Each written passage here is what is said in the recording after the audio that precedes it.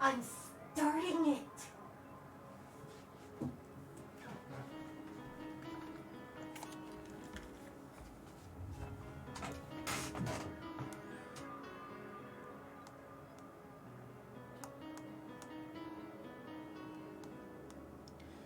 Sending out all the promos.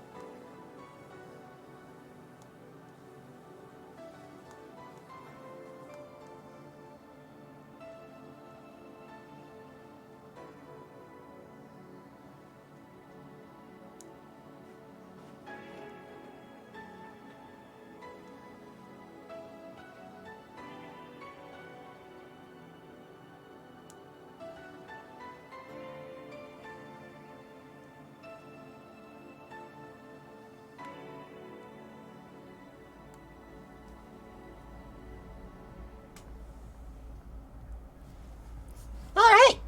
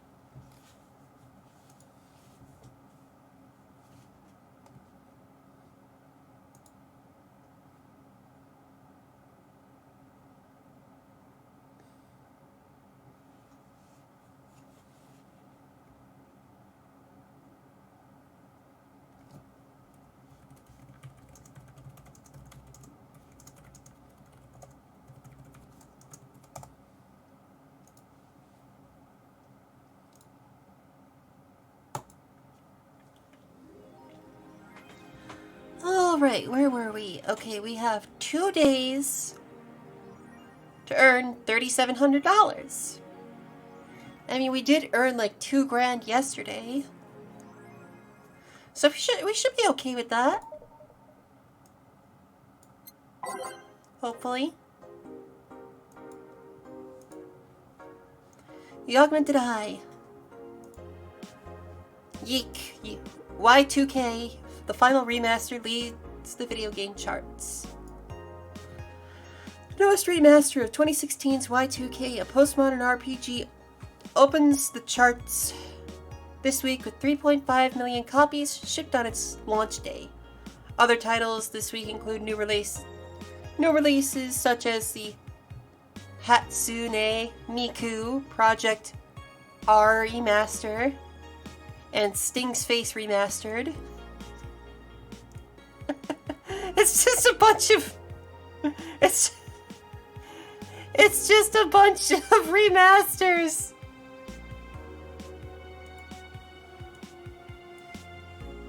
Woman marries anime pillow. Nobody actually surprised. I remember a time when wacky stuff like this made a lot of headlines. But even though I'm reporting on it, I can't help but think how mundane it's become. I mean, we live in a world where you could just plug into the internet and live there for as long as your wallet can afford related fees. Lots of people get married in these virtual spaces. Thanks to new technologies, the traditional views on human relationships have changed so much that someone marrying a literal object feels kind of tame now. Okay. If the pillow had some form of intelligence... Hi, Aaron! Thank you for stopping by! Hi, Corey! General Kenobi! If the pillow had some form of intelligence, it might be somewhat different, but it's just a plain, generic anime hug pillow. Get with the times, Grandma.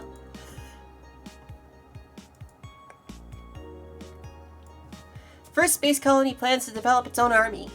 Even though space was imagined as the promised land, a place where humanity would start over, it looks like we're about to repeat our mistakes from the past. Hi, DB! The first space colony, Shin Outer Paradise, is currently in talks to develop its own privately owned army, following alleged threats from a notorious terrorist group. We're discussing it right now, but the law is most likely approved.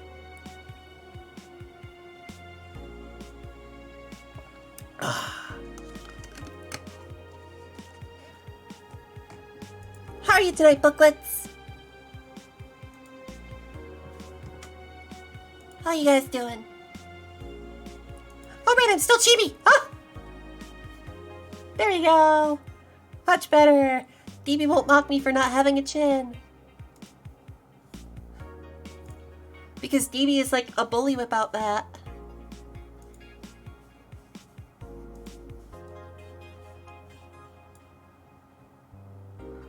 Oh, I'm sorry to hear that, Corey. Hope you feel better soon. Alice Rabbit chimed in during a private stream. This terrorist group does not exist. Don't let Outer Paradise government fool you. The only reason for this law is so that they can have more control over the population. Alright. Let's see.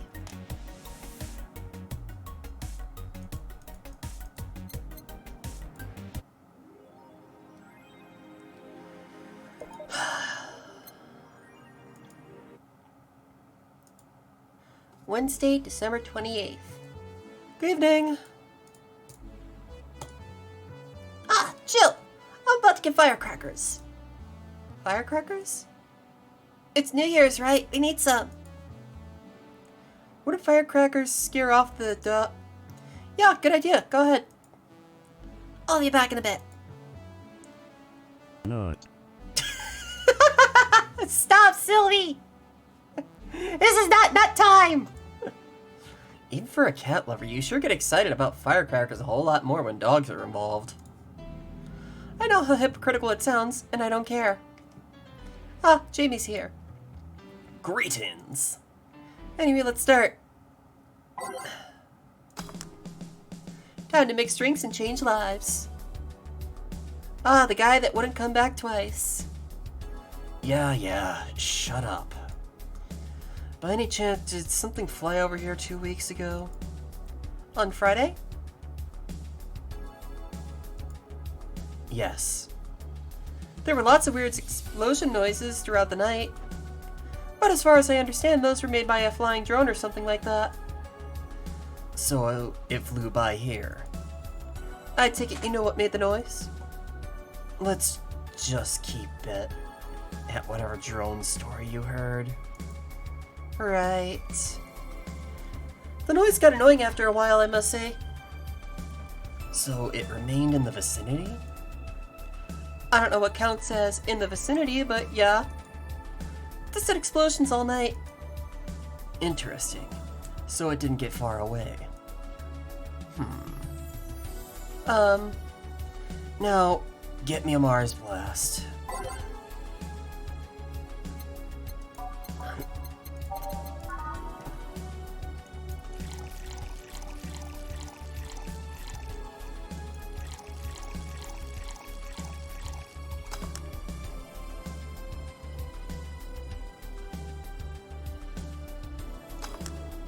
One Mars blast. Here you go. Well, you didn't mess up. Sorry, if I may interject. You looking for a fight? Most certainly not.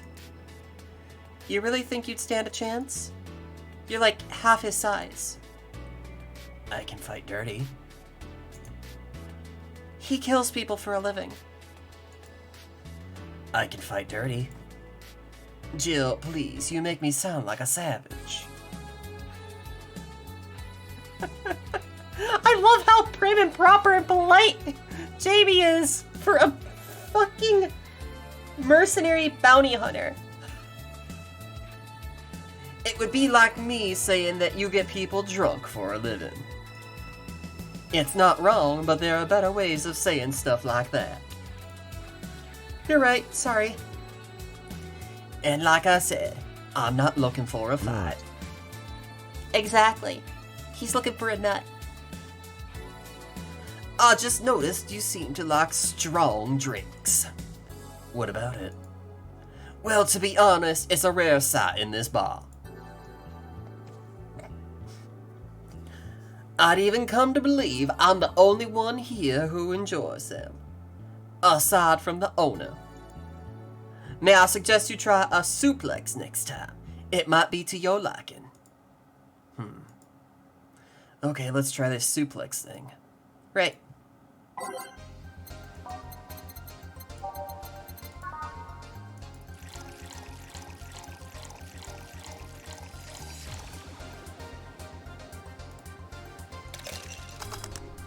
It's bartending time.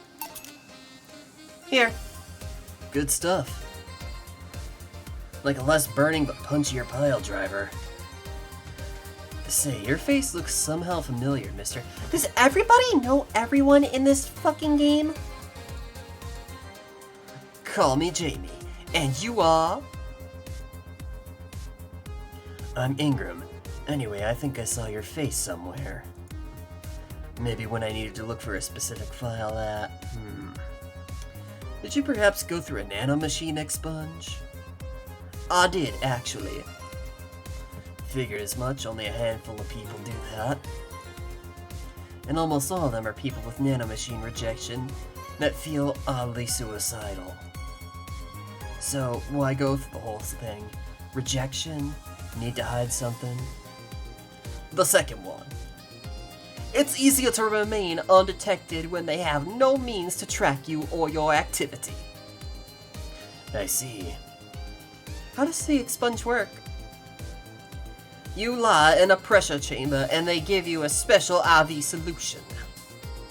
It causes nanomachine rejection while giving you the antibodies needed to prevent them from getting back in. For 5 hours, you're trapped in bed while a horrible pressure builds up in your body, and nanomachines are forced out. They're like little needles all over your body. That sounds fucking painful.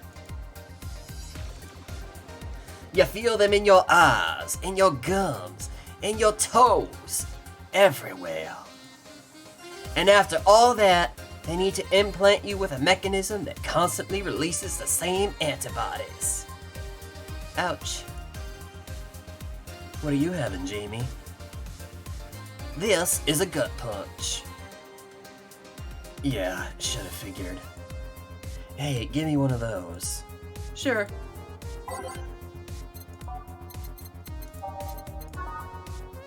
Oh, it's the cheap drink. You bunch of fucking cheapos.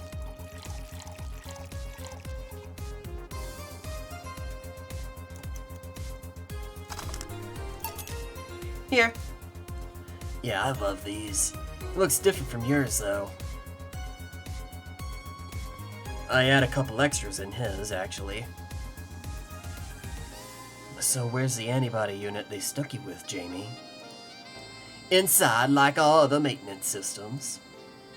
It can be troublesome at times, but the perks of not having nanomachines in the body outweigh the cons. And the rest of the enhancements? Were you reconstruction, or have you been adding them over time? Over time, either by getting a much-needed enhancement, or through fixing injuries. I see. Well, it was a pleasure, Jamie, but I gotta leave. Nice meeting you, Ingram. Please come again. Don't count on it. You said that twice. Shut up. Seemed like a nice guy. Right. I won't call him a bastard, but he's not the nicest in the bunch. Maybe you caught him on a bad day. Nah, I think you're just that good at bringing out the nicer side of people. Oddly enough. That guy tires the hell out of me.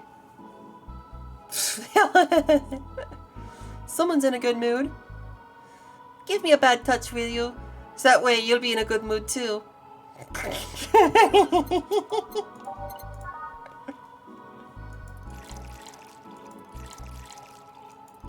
I love how fucking childish Jill is.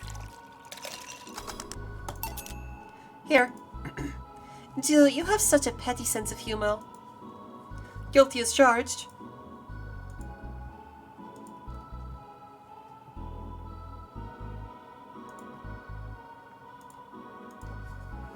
So what put you in a good mood? Oh, yeah, is that.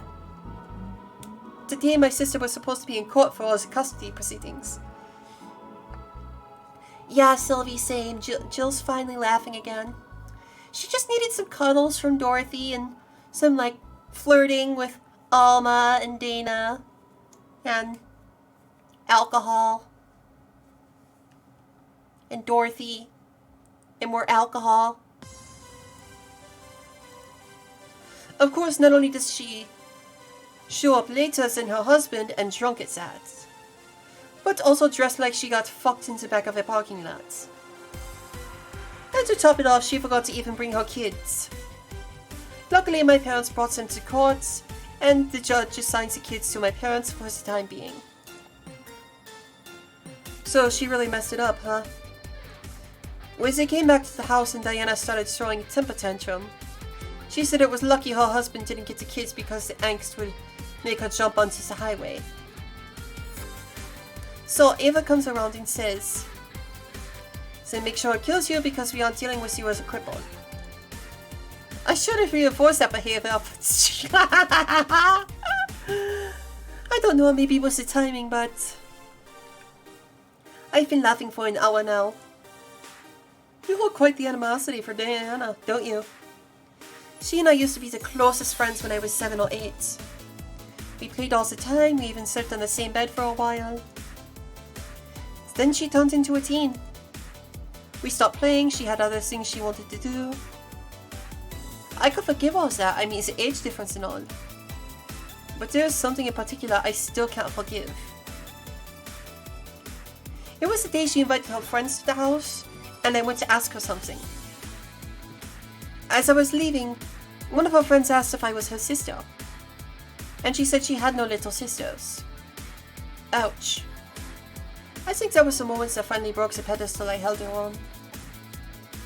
I admired her as much as a kid could admire someone, you know. Little by little that admiration wore off, until we finally reached that breaking point. I felt betrayed. And you haven't been able to forgive her after 40 years? I'm sorry, but what? Almost over 40?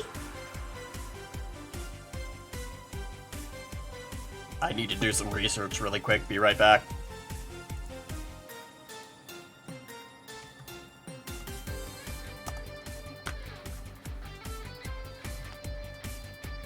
She's 29! Jill. Jill. Hey! It's not that I still hold a grudge against her, but rather... the Diana who said all those things so many years ago is the same Diana as I know today. How so? She hasn't matured one bit. No, I looked it up. Alma is... Hi, Jose, by the way. Alma is 29. I don't know why Jill said 40 years. She's still as selfish, childish, and immature as she was back then. When you see her, you don't see an adult, you see an overgrown, horny teen. So aside from destroying any admiration I held for her, she's made sure not to fix that impression. Huh. But enough about me, how are you? Everything's fine aside from this note. A note? Remember how I told you I lashed out at my dead ex's sister? Yeah. I got this note from her. Let's see. Wow, she must really feel bad about the whole thing. As do I. So what's the problem then? The same fear that drove me away from her in the first place. Right. Give a Bronzini, will you? There's a little story I want to tell you.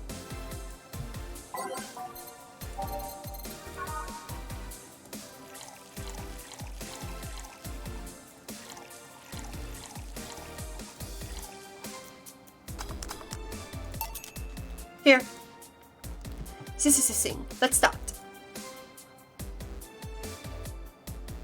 Boo! Oh, hell no. This is the story of a girl who grew disillusioned with one of her sisters.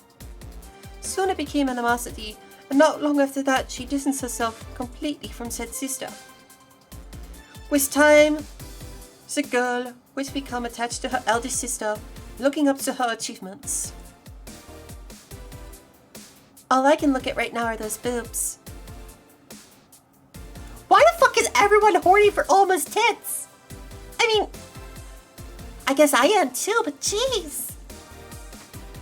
Hello there. General Kenobi! Hi, Zaphalin. We're just admiring Alma's boobs, titty hacker. Right. Yeah, see? Nut.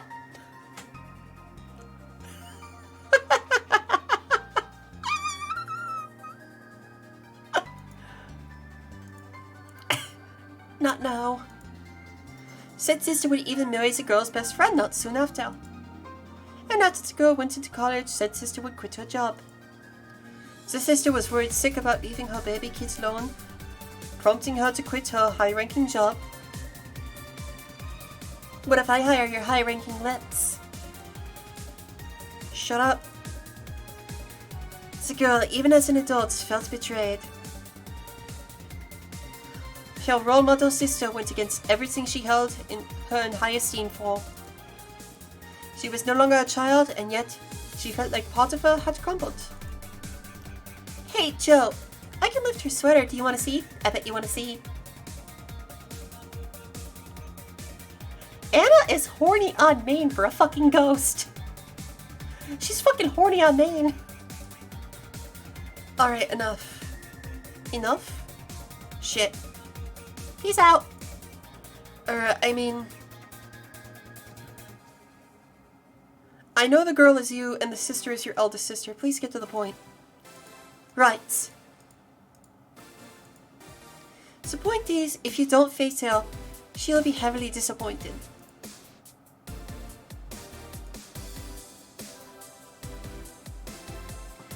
She's trying to make amends with you. That must take courage. Lots of it. Yeah, you're right. My mouth's dry. Can I get a beer? Right.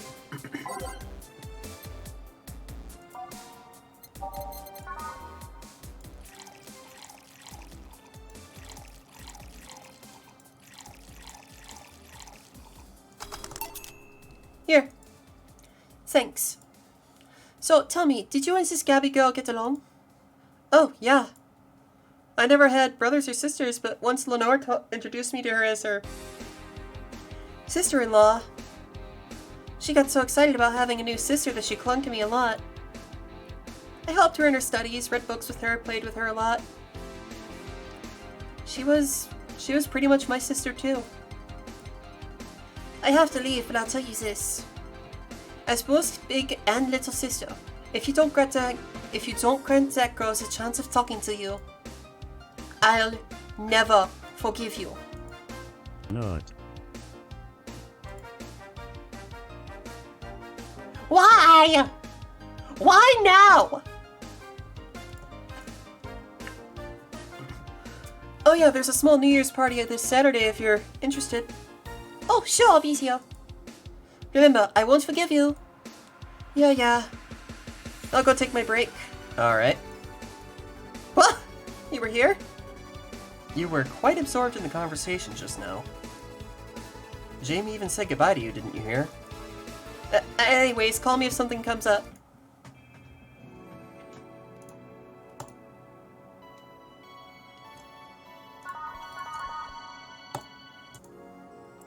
Chat, it is now safe to keep playing the game.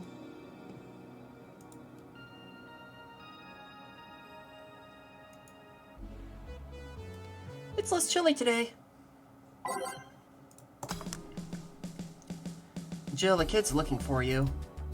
Oh shit. Hi.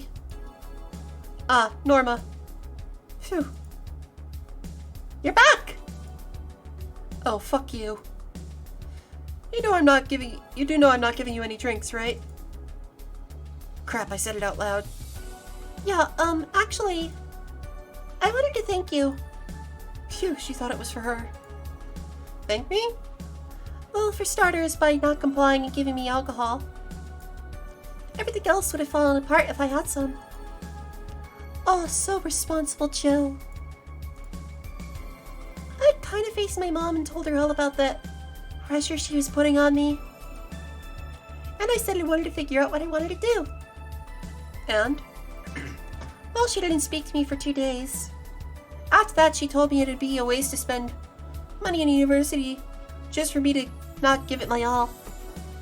So she told me to still go to the college course, but that I was free to explore. Glad to hear that. And, well, I wanted to thank you for that. Me? If I just rushed headfirst into my original plan, things would have gotten ugly. And you were right. I would be hurting her for the sake of hurting. So, thank you. Don't worry about it. I'll leave before it's too late outside. Be careful. Oh, so sweet. Shut up. Hey, Jill, mind helping me here? Sure. Make a bleeding Jane, please. On it.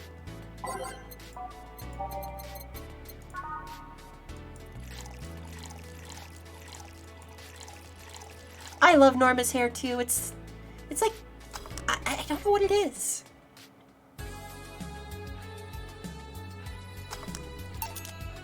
Thanks. Hey, Joe, do you hate me? Hate is a harsh word. It's not against you directly, but rather the fact that only I can see you. Like I told you, if they wanted, they could see me. And why can I? You're the main character, you know. Self-aware moment! Self-aware moment! Self-aware moment! Self-aware moment!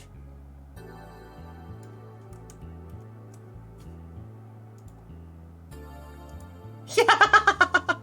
It is! Hi, Lychee! Lychee, first time guys, this is a great friend of mine. He's also a part-time rapper, and he's pretty good at it.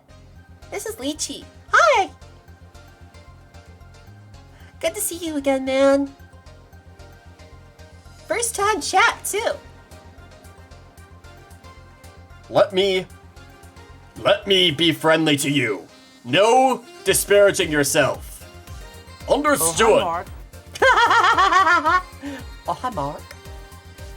Thank you for the follow, Lychee. We're gonna be playing some more Valhalla. We're finishing up the story tonight. If we get the bad ending, we're gonna do a second playthrough on stream. If we get a good ending, then we get the good ending. And then we move on to the next visual novel, which is gonna be Fatal 12. What are you? A cute girl. Right. You okay, Jill? Making a lot of faces there. Yeah, just remembering stuff. Could you give me a hand here and serve a beer, please? Sure.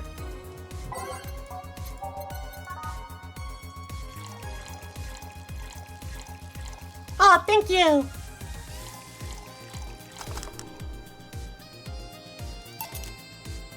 Thanks. Would you lighten up if I showed you I can interact with the environment? Maybe it'll spook me, but let's try. There. Can't see anything. You sure? Yep. Weird. Nobody expects the Dorothy Inquisition! Dorothy Inquisition, Dorothy Inquisition, Dorothy Inquisition. Ow, I bit my tongue. Can't believe I'm using the spare tongue so early in the night. Why does she have a spare tongue? She has a built-in spare tongue?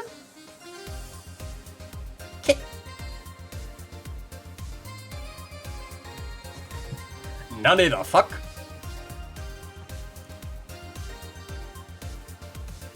Hold on, I gotta play this for it.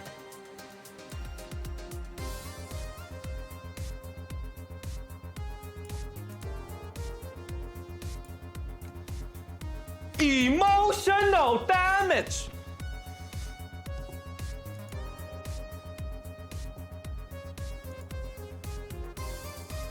Not.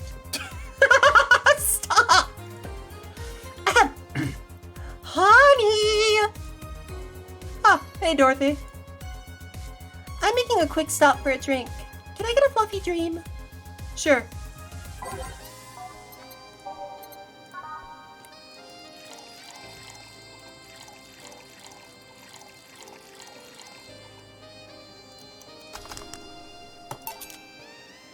Thanks! Oh, yeah, before you leave. What, are you guys throwing a New Year's party too? Yep. Sure, I'll be here then. Well, I've got things to do, so... You do? Who does what? Sorry, I sneezed. Weird sneezes. Anyway, I'm out for now. Oh, yeah, Joe? Take care of Becky, please. Man, she was in a rush. Okay, fuck that noise. Fireworks are sold out everywhere.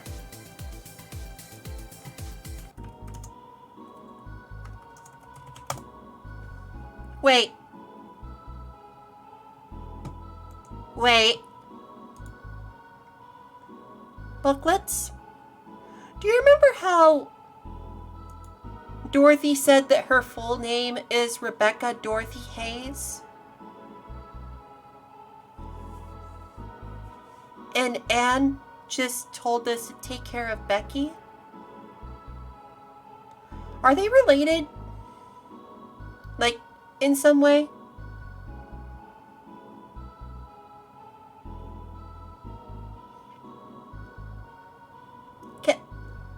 I'm not going crazy, am I?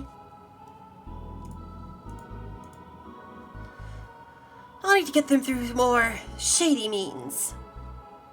She's gonna buy them from the internet. Not.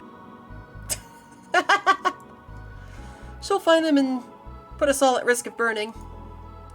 I'll make sure there's an extra extinguisher at hand. Please. Let's see, not here. Weird, I swear the tracks led here.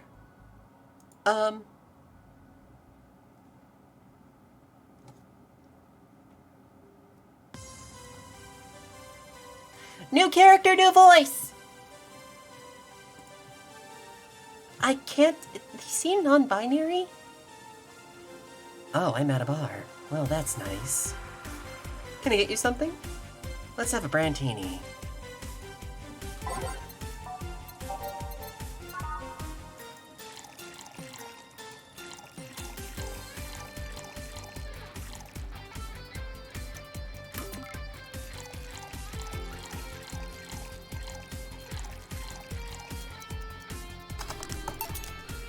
This seems right. And what brought you here? I think it's better if my name remains a mystery for now. The registry says error, huh? The money's there, but the registry can't display the name properly.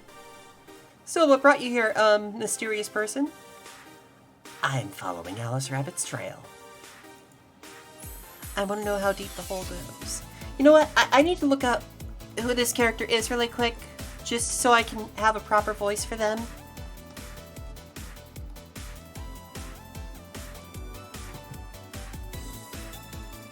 Nope, not that one.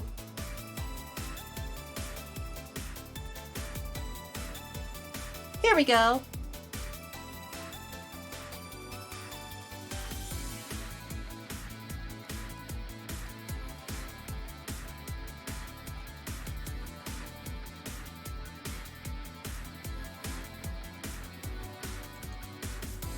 Okay.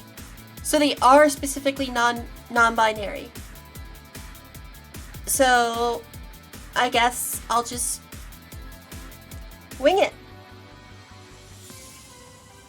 I want to know how deep the hole goes. Trail? The massive leak of White Knight's insider info from 2 weeks ago made it to global news. Curiosity got the best of me, so I started seeking the trail of the transmission. Do you work for someone then? No, you could say it's for fun. Alice Rabbit is quite the urban legend, and I wanted to study it. I see. Hey, would you say Alice Rabbit is a person or a group? Excuse me? Well, there are people who say that it might as well be a group instead of just a person. If it can be just a group, it can also be just a symbol.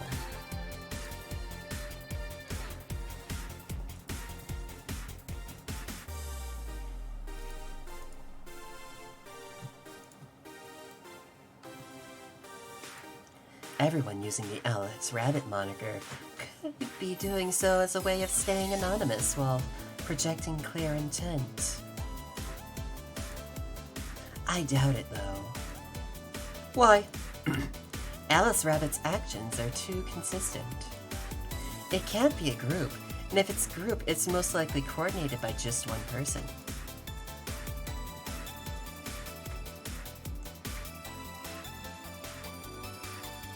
The attacks are too consistent, and use similar methods. Really? I guess it can be hard for most people to notice, beyond the consistent usage of the same bunny avatar. But the way the attacks are executed is always in the same vein. Not that it makes it easier to track, actually. Its tracks only get dimmer and dimmer with each attack. And so you came to check on what might be left behind from the last hacking job? A pilgrimage of sorts, if you will. Say, would you mind giving me a Zen star? Sure. I have not made one of these in so long.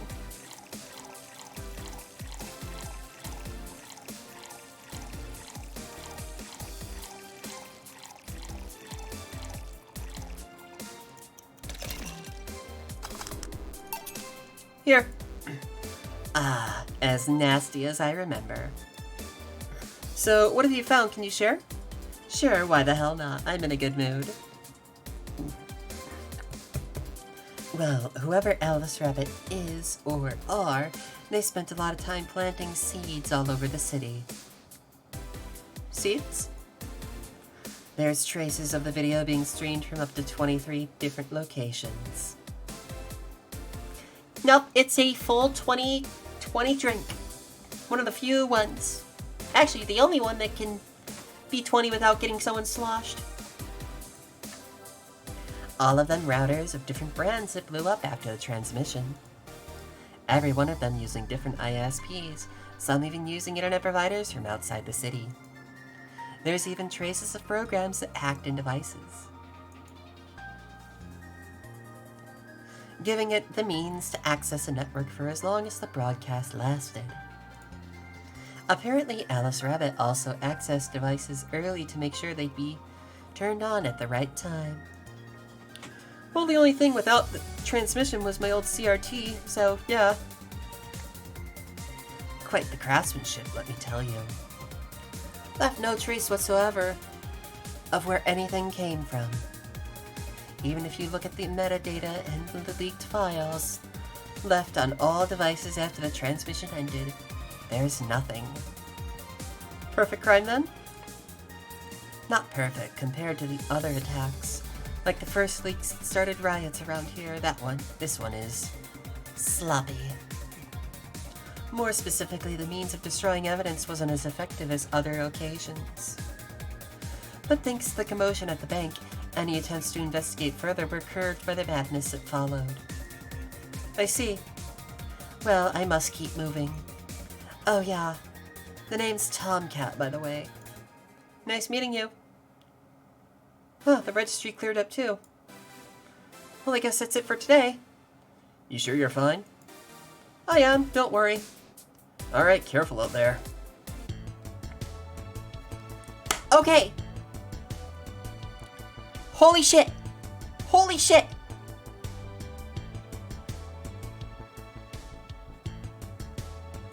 We can do this. We have 1 day to earn $1,700. Can we do this, chat?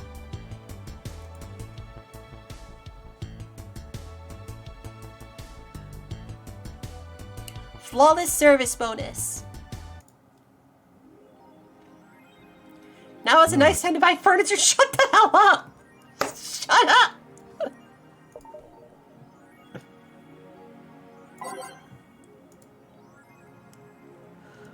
BTC closing 40% of its bars in Glitch City. The British Trademark Council is facing some economic troubles in Glitch City, and it looks like they're on their way out. Blaming rising inflation rates and a weak currency, the BTC has given the order to disband almost half of its recreational businesses in the city. We can't keep doing business like this. Glitch City has a negative impact on our earnings, and we can't continue in the red, a PR representative told the Augmented Eye. Prime Minister Quincy, on the other hand, thinks the BTC is just too greedy. They make a lot of money already and now. They're crying because they can't have more? Give me a break. Wearing socks with sandals in public is now a crime. God be praised. This should be a crime. Socks with sandals? Why would anyone do this? This should be a law. I like to say we have freedom to wear whatever we like in the streets of Glitch City so long as they adhere to decency rules. However, that's about to change. Glitch City's Department of Public Decency has declared that wearing socks and sandals together is a punishable crime. If convicted, the guilty face 3 days in jail as punishment for using that abominable combo. Okay, DB, see you in 3 days. But what do you think? Should we wear whatever we want, or should the fashion police of high society decide for you? Whatever the case, I think I'll simply stick to the right side of the battle. Goodbye, socks and sandals.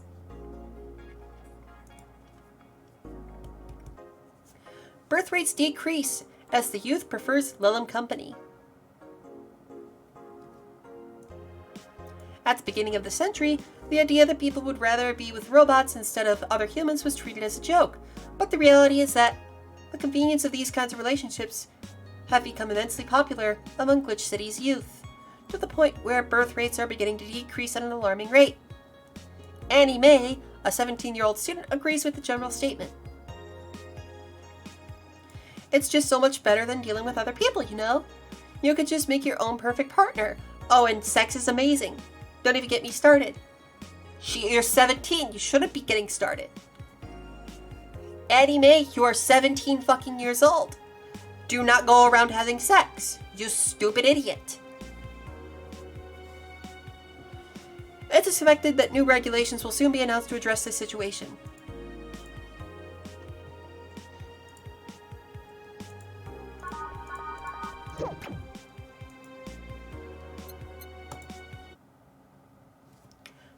Okay. Evening. Hey. Okay, so we've got almost everything, but we're still missing a couple of things for Saturday. And so I designate you, Gillian Applegate, as official guy who goes to buy the rest of the stuff. Applegate? I have no idea who that is. Why me? I could send Jill, but I wouldn't dare send a lady by herself. And I could go with her, but I believe the bar should have at least 2 people in the vicinity at all times. You're not gonna say anything, Jill. If it means not being delivery girl, I'm happy to fake helplessness. Fine, give me that list. I'll be back sometime. Something tells me you're planning something, boss. What gives you that impression? Call it a gut feeling. Did you know Gil has a crush? What? A client of his. A girl that owns a bazaar. She's been coming on to him for ages, and he's only just started opening up. Okay, we're gonna take a minute to hydrate.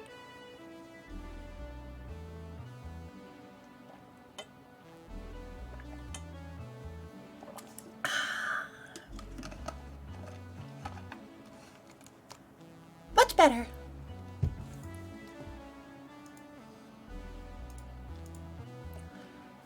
But he's taking steps backwards, and I'm not gonna let him.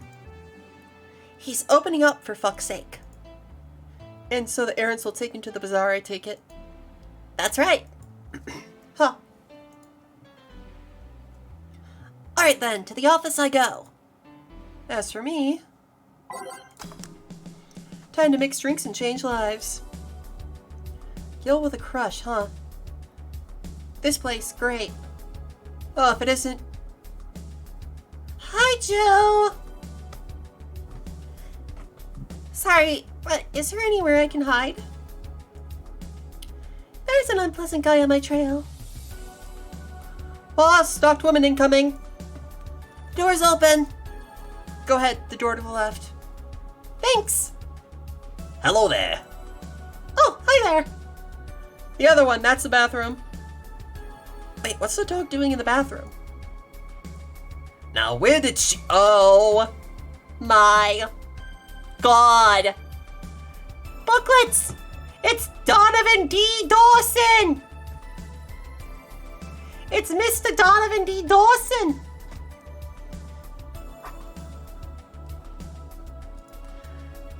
Now, where did she... Oh, the hellhole. Perfect. Hey, kid, I'll have the usual. Right. Oh, he remembered after 2 weeks. So for those of you who don't know, he likes a big beer.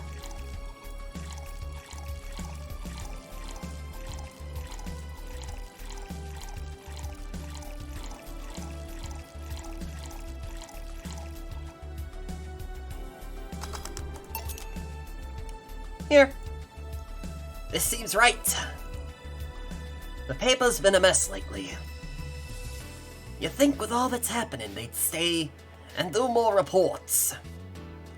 But they're all asking for vacations and I can't afford to be understaffed. So I had to come up with some sort of reward for whoever produces the most reports. I see no difference in my feet, though.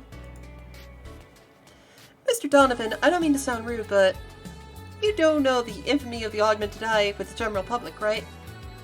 A shitty page that will over-sensationalize anything and report useless things. Of course I know. And why not try to rectify that image? To put it simply, I'm being clutched by the balls. In the non-pleasant way. Zaibatsu Corp. A company have an eye on every publication they haven't bought yet. Report on them once and they'll find something to fine you with. Twice and you'll find your resources severely cut. Anything beyond that, and the best case scenario is that they'll buy the damn operation and keep it quiet. I know there are more newsworthy things than whatever it is the lackeys picked out that week. But if I overstep, my ass is on the line. Huh. Glad to see this hellhole is still in one piece. The BTC has been going on ape shit closing bars lately. Oh yeah, that. Yesterday they closed one that served as a key part of a drug trafficking ring. And last week they closed 3 small bars that served as illegal chicken restaurants. Huh. Not to mention, there are like 100 people who have BTC certificates but never use them. Instead, they keep those credentials around to stop police from raiding their homes or warehouses. I don't know about you, but it's obvious to me that some restructuring will begin at the BTC after this whole thing. Man, shit ran deeper than I thought. And no news outlet talks about that. Alright kid, let's try a moonblast now. Come again? Hey, even I have to break routine from time to time.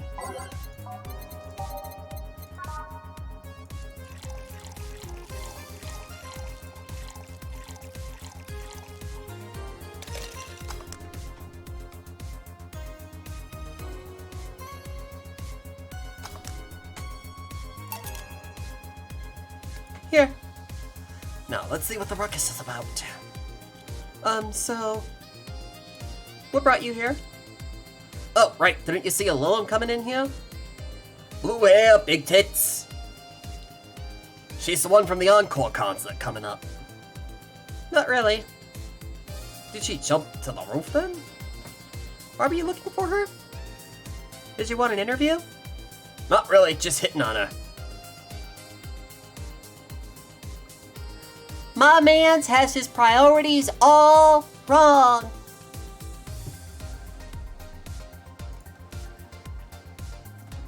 Hey, I said hitting on her, not hitting her. Stop glaring. Why though? Are you that bored? Don't you have like a family or something? I want pictures of Spider-Man!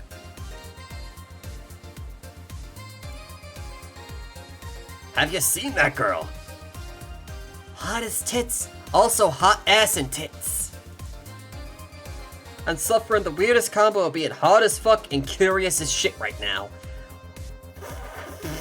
Okay. I want to know just how detailed those king-class Chia models are, personally. And so you followed her. I've yet to meet a woman that can resist the charms of Donovan D. Dawson.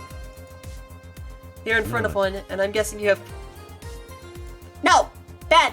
Bad, Corey! Bad! Corner! Go sit in the corner! And I'm guessing you have quite the selective memory. Like I said, don't you have a family or something? A wife, but that woman cheats on me as much as I cheat on her.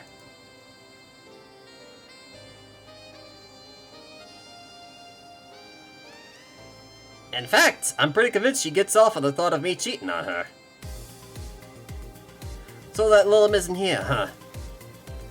I'll have to find a busty enough replacement tonight or I'll explode. Hey, after you're done glaring, please serve me a pile driver. Right.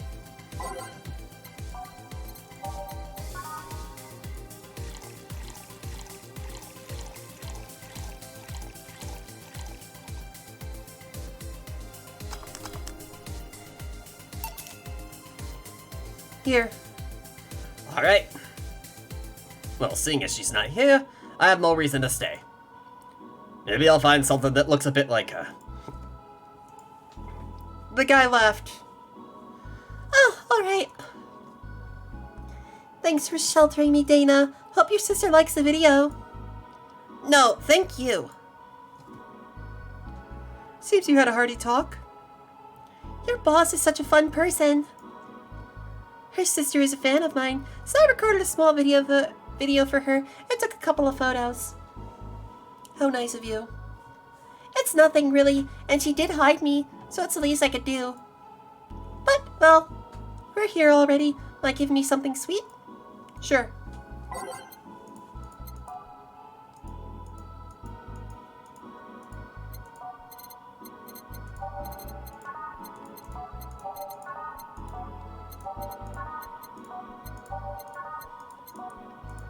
Looks like we're giving her a piano woman, because we need to make that money.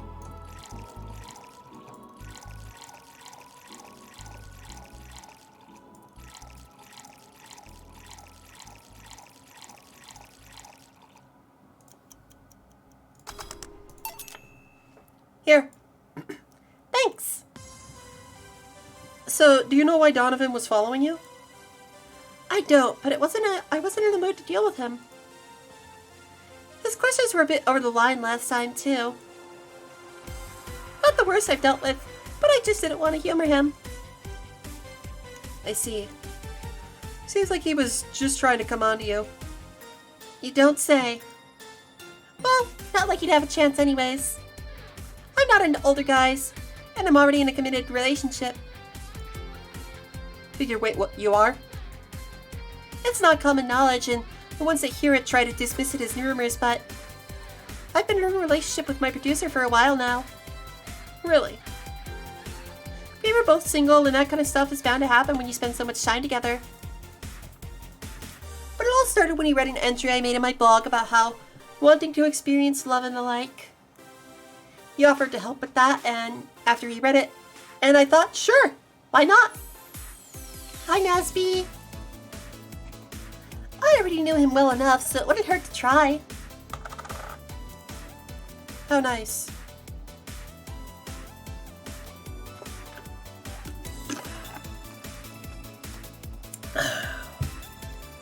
He's a stick in the mud where planning is due, but he's a sweetheart otherwise. I see. You know, I've met 2 fans of yours lately. Really? Both of them seemed so excited when they were talking about you. It was amazing. I don't like the term fan too much. It strikes me as a bit pretentious in my opinion. I have many fans doesn't sit so well. I like many people who like my music better. Fan evokes an uglier and more pretentious image for me. Do you like what I do, Jill? Do you like my music? I'm playing one of your fucking songs right now, you dolt. I am literally playing Your Love is a Drug. Your fucking #1 song. Look,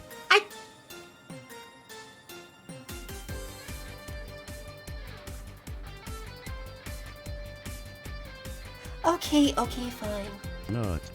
No! No! No, not!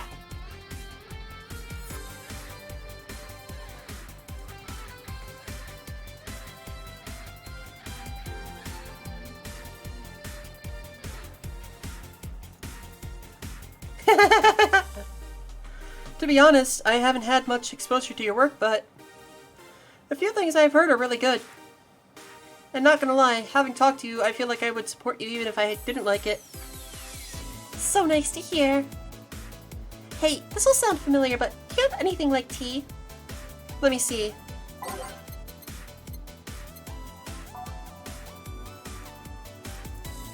$500 for tea?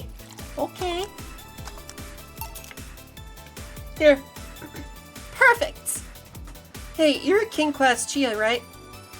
That I am. May I ask you something about your model? Sure. Are there any differences between you and DFC-72? They both serve the same purpose, but DFC-72s have the port on their heads, which makes them more versatile. My line lacks that or the Brazilians of the DG01Ds, but we're a tad more polished elsewhere. More specifically, our voice emulators are more advanced and our movements are smoother. A trade-off for the functionality and power for appearance, you could say. Ah, I see. Hey, Jill, will you go to my next concert? I heard every ticket was sold out, never mind how expensive they are. So I guess that's a no, sorry. Now you will! Here. Is this? It's a ticket for my encore concert. Sorry it's not a better seat, but I only get so many free tickets. No, I mean, this is amazing. I don't know if I can accept it, though. You will. It even has a backstage pass, so we can talk afterward, and you'll tell me how it was. Why give it to me? I don't know. I like you. You're attentive and hear me out. That behavior should be rewarded more. Well, thanks. God, it feels so weird to get a gift. And from a celebrity, no less. Don't think too much about it. You deserve it. Although, I guess I can understand how you feel about receiving gifts. I usually get quite a few from fans, but it always feels so weird. I don't like feeling as though I got something for free. Luckily, I thought of a way of not feeling so bad about it. How? Just give it my all on stage. They gave those gifts to me after watching me perform. It's only natural for me to do my best and give it my all as a way to repay them. I should, give it my all mixing drinks then? Of course! I see. Well, I've gotta go, but let's have a Sparkle Star first.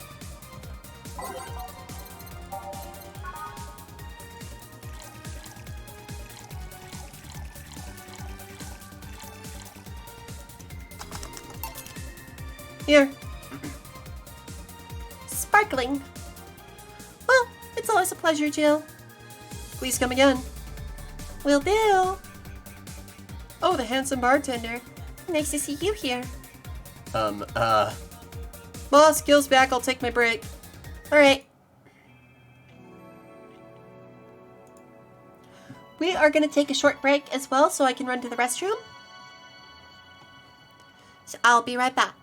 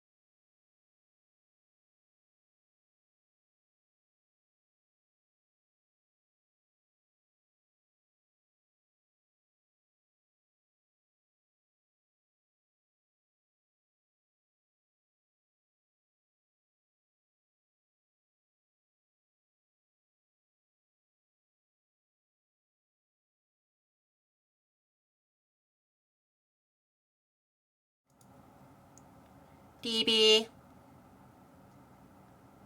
Why must I come back to you trying to make fun of me? You know we're gonna have a talk about this. I can see you. I wasn't hydrating, but I did get some matcha tea. Not. Hey! No! No! It's not safe to keep playing the game. Note to self, buy oil for that door. Alright then. Gil, you're in my spot, please. Oh, sorry. Also, you're cleaning one of Boss's chicken buckets. Did Boss ask you to do that? If I told you she did, would you believe me? Without a doubt. Let's go with that then. Right. Greetings. Ah, Stella, what can I get you? I'll go with a Bleeding Jane today.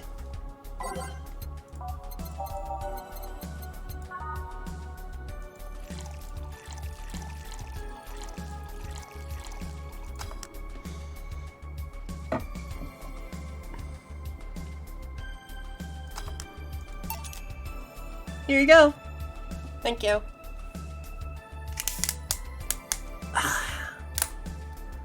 I love matcha. Give me a second. Oh, it smells so good.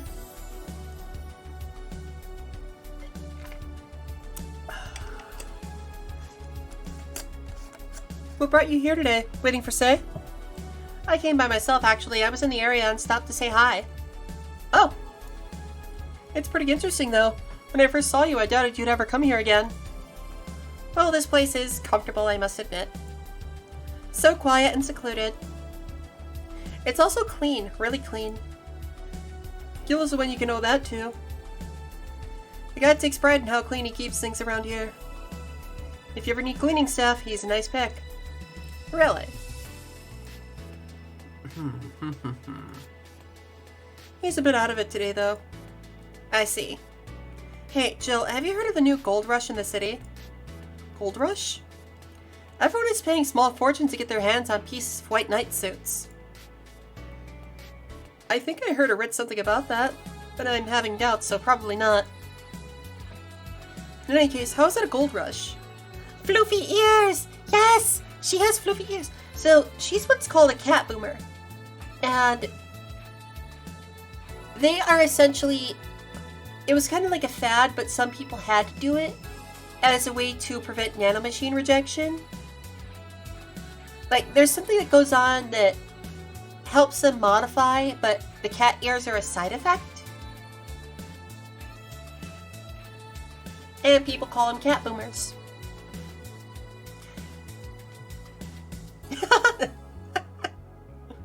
Sign me the hell up! I want to be a cat girl! Arruff! Well, the tech behind the suits was always safely guarded, but after the events at the bank... Sorry. After the events at the bank, the suits were remotely shut down, breaking many of them in the process. Oh, that was my noise, because I'm a dog. I'm actually a dog. I'm a dog spirit. I'm a dog-eared book. Ah! Many units dropped their armor right there. Many units dropped their armor right there and fled when the lynchings went on. Any white knights still stuck in their suit had to take the armor off manually to run away. It all happened in the middle of the lynchings, so they'd be sitting ducks if they didn't.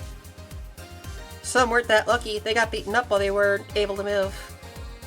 So between the suits becoming glorified paperweights, many white knights going on the run, there ended up being a lot of junk lying around.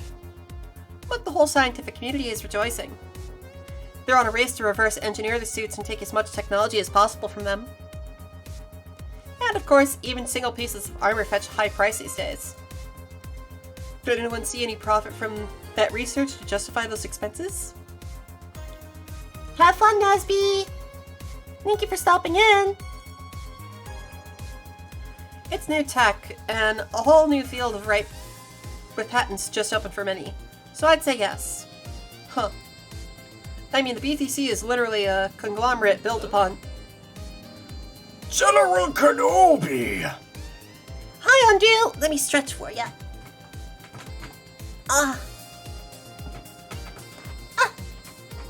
Snap my spine. I'm okay.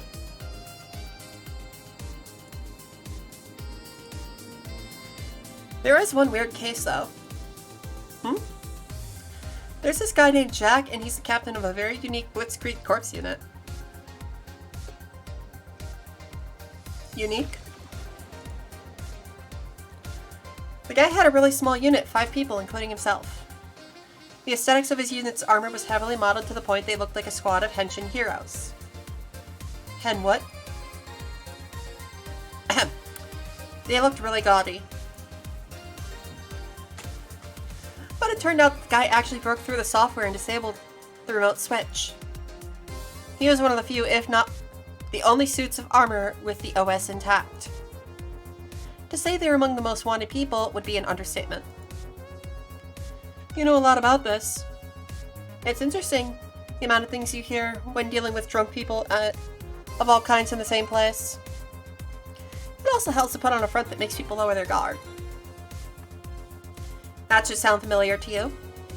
True. Wait. Here's a freebie, a fun fact.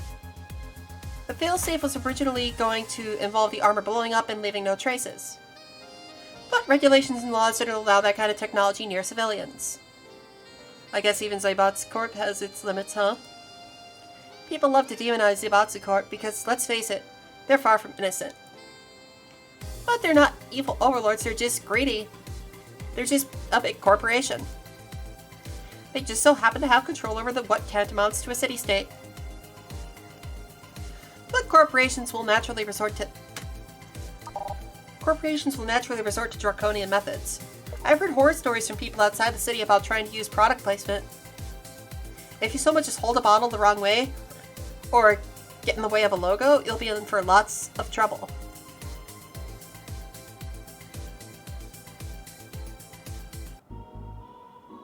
And let's not start with theme parks, or those are dystopias all of their own.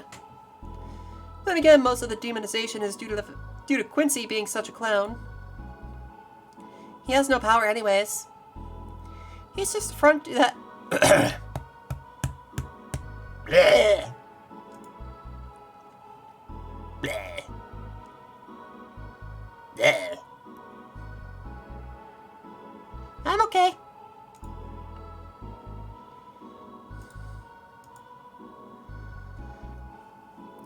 He's just the front that whatever council behind Zaibatsu Corp chose.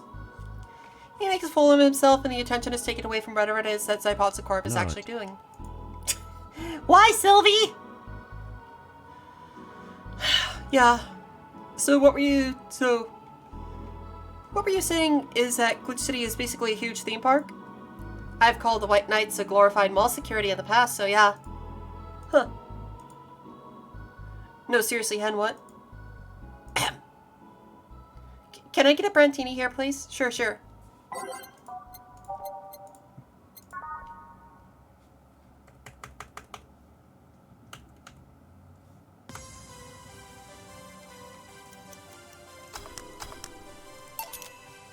Here.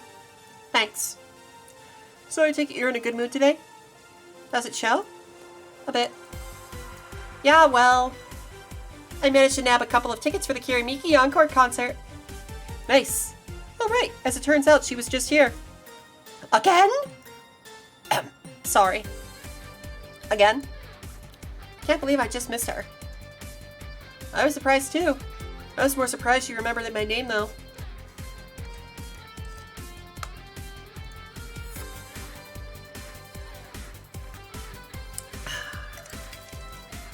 And like last time, she was quite the graceful client.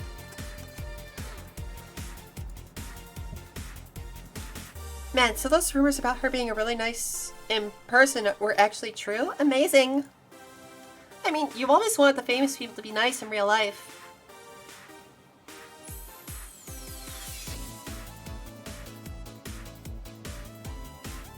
Ow!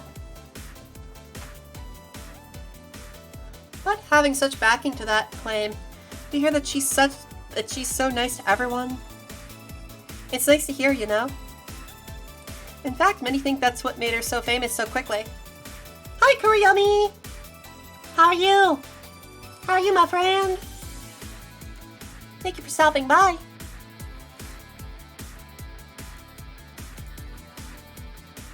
How she's down to earth and totally accessible, making her someone everyone wants to root for.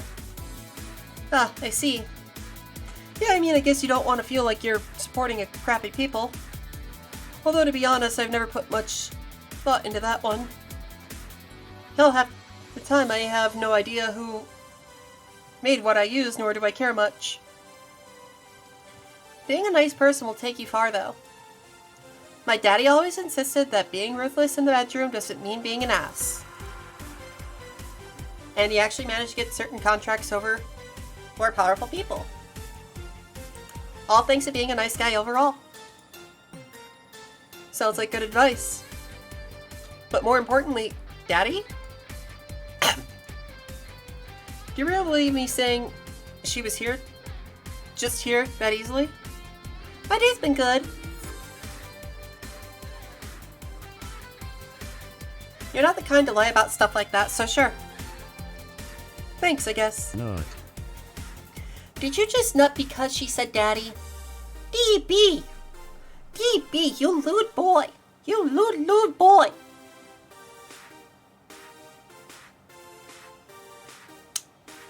That's just lewd of you, my friend. That's just lewd.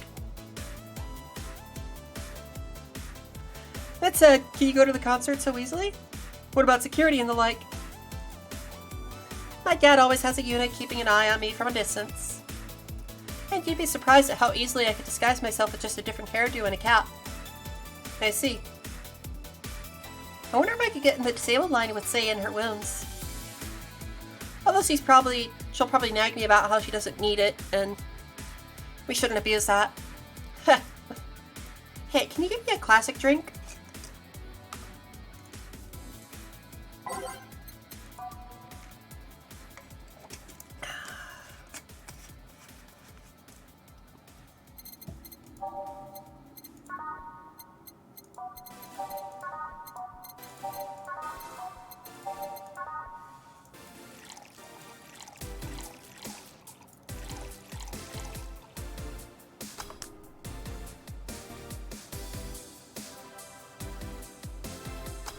I'm sorry to hear that. Here. Thank you. Do you have many servants around the house, Stella? I do, but they've been with us for so long they're pretty much family. My dad always said that if you earn someone's trust, they'll gleefully work for you, and everyone wins. We even had a young gardener that left to study engineering, and he actually came back. He still comes by every weekend to tend to the plants. Man, that sounds nice. Let me know if you're ever in need of a job. I might find you something. Thanks for the offer. Wait. I just realized something's off with the whole tech gold rush story. What would it be? Wouldn't all that tech be patented anyways? I get trying to crack it in the first place, but that would be true if the tech was patented in the first place. It isn't?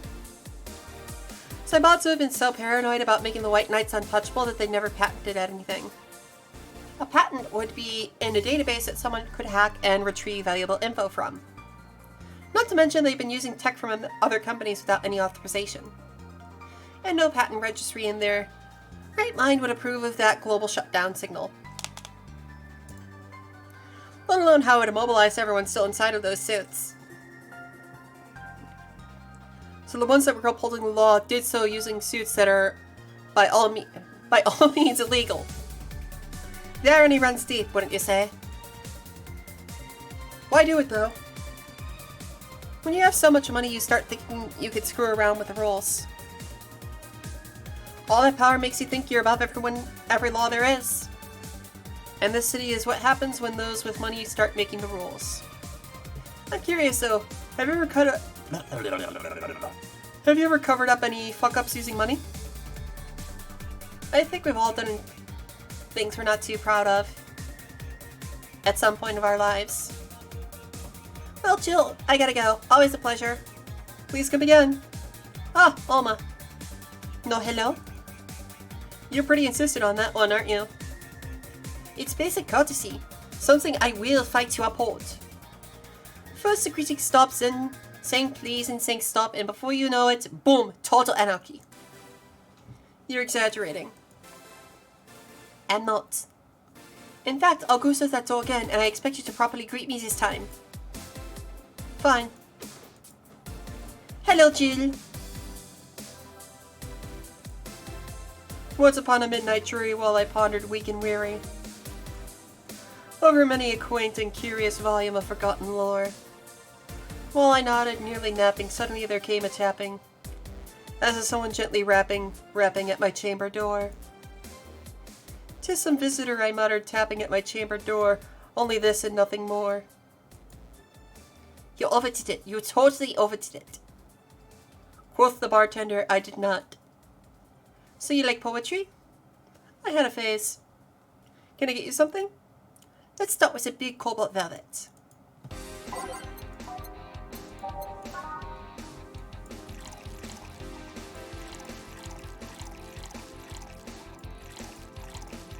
"Hey DB, look at how much ketamine is going into this drink."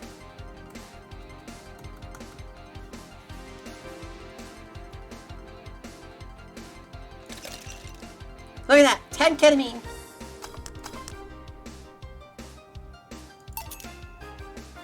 "Here." "Thanks." "Oh yeah, there's something I've been wondering about you for a while." "Hmm? Does the name Shadowmaster 69's Chronicles ring any bells?" "Wow, you went pale." Not. "Hi, Frank." No, the name doesn't ring any bells. May 22nd. Today, my daily card readings told me that I'd meet a great change thanks to an old man. My biology teacher told me I had been picked for an inter-school contest with my latest essay. I just knew a scientific theory on the idea of auras was as revolutionary as I thought. Soon brings the world into the occult science singularity. Later entries don't seem to have gone that well, though. Mentions of being laughed at, being lectured on why the essay was wrong. Jill. I made sure to delete that blog. No evidence should be left. I can think of at least 6 different sources off the top of my head that have all that stuff archived. Why? Why? Sheesh, relax, it's not that bad. What do you mean it's not that bad? Don't you realize how embarrassing it all is? We've all been young, Jill, relax. It's not like you're still like that nowadays. That would have been embarrassing. You're not still like that, are you? God, no, I gave up on the whole occult stuff. It's just that remembering all that stuff is... I don't know. I like the way you looked. All dressed in black with the rare accessory popping out thanks to the colors. I mean, at least you had the decency to use makeup and take care of yourself. So you have a pic.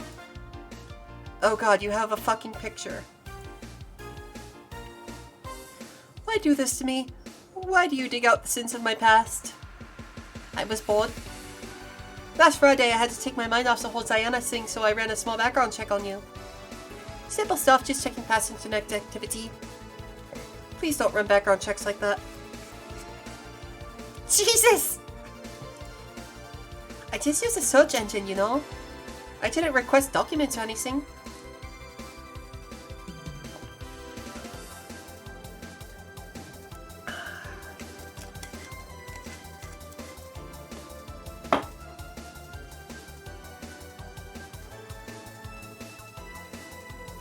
What led you to the page?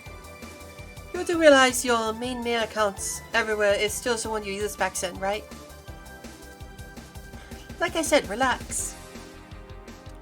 You were obsessed with occultism. I wanted to kiss all the boys. And I kinda almost accomplished that in middle school, which still sort of haunts me today. Never underestimate the lengths all classmates will go to track you down. Especially if they think you're still the girls that kiss them for fun and they're lonely to boot. You'll have things we're not too proud of as adults. Now I know how criminals feel when evidence is used against them. I have to ask though, why is it 69? It was supposed to be a 6'9", not 69. Like, in reference to both The Lovers and The Hermit. I was convinced it meant wise choices. Jill, it says nobody ever reads that as 6'9". I was 12 at the time. Even at 12, I fucking knew what a 69 was. Just how innocent were you back then? You have no idea. Well, let's sweeten up things a bit. I'll have a sugar rush. Sure. Jeez!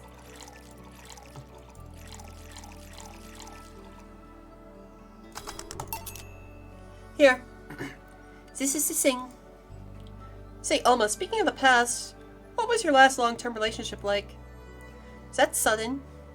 You dug through my past, I've earned the right to dig through yours. Fine, fine. Long-lasting relationships, huh? Romantic ones, I'm guessing?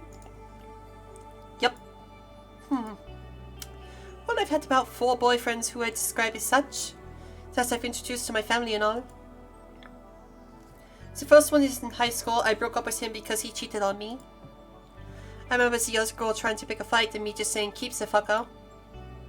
The second one was during my freshman year. I broke with him after he thought it would be funny to punch me in the arm. He starts to friendly hit him before you know it. Anyways, she's a guy I met shortly after I dropped out. He was interested in marriage, but he wants to get married after only half a year or so of knowing him. And then there's Richard. Who? I spent almost 4 years with him. We got along pretty well, we had awesome chemistry, I truly loved him. But as time went by, there was a rift that started separating us. He just didn't like my family. He didn't?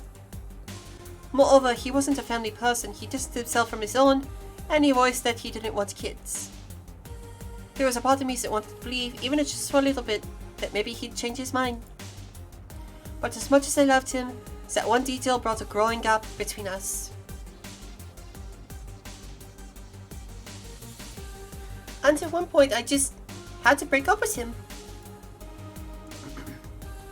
But I'm not here to depress you. Bring me a beer, will ya?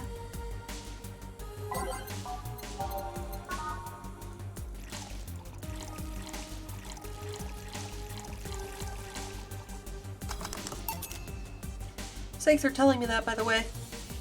Don't mention it. Okay, one more question and we're even. Wow, you're really embarrassed of that vlog, huh? Sure, ask away.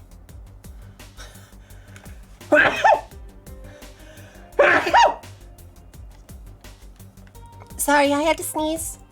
I'm sorry. At what age did you get those implants in your boobs? Chill, I love you and I know you're saying that in jest. But I've lived through so many rumors about me getting plastic surgeries that I can't and won't take it as a joke. As such, in honoring our friendship, I'll just say this. They are real and they're spectacular. Now ask the real question before I slap you. I'll grant you one and only one chance to call me by my full name as a compensation then. I gladly take your offer. It's funny that you mentioned slapping because my real question is, why did you get your hands chopped? Chopped. Well, there's a couple of reasons. The first is that I spend a lot of time typing and these replacements help me avoid carpal tunnel syndrome. Oh. There's other utilities like how I can interface with many devices.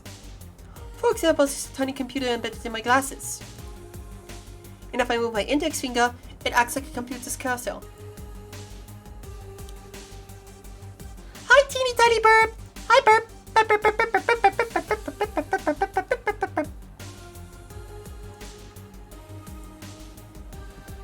There's lots more, but there's small things that don't sound that impressive when I say it out loud.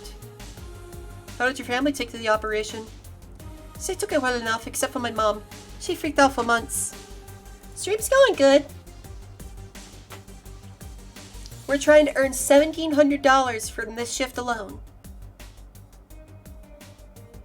So, here's hoping.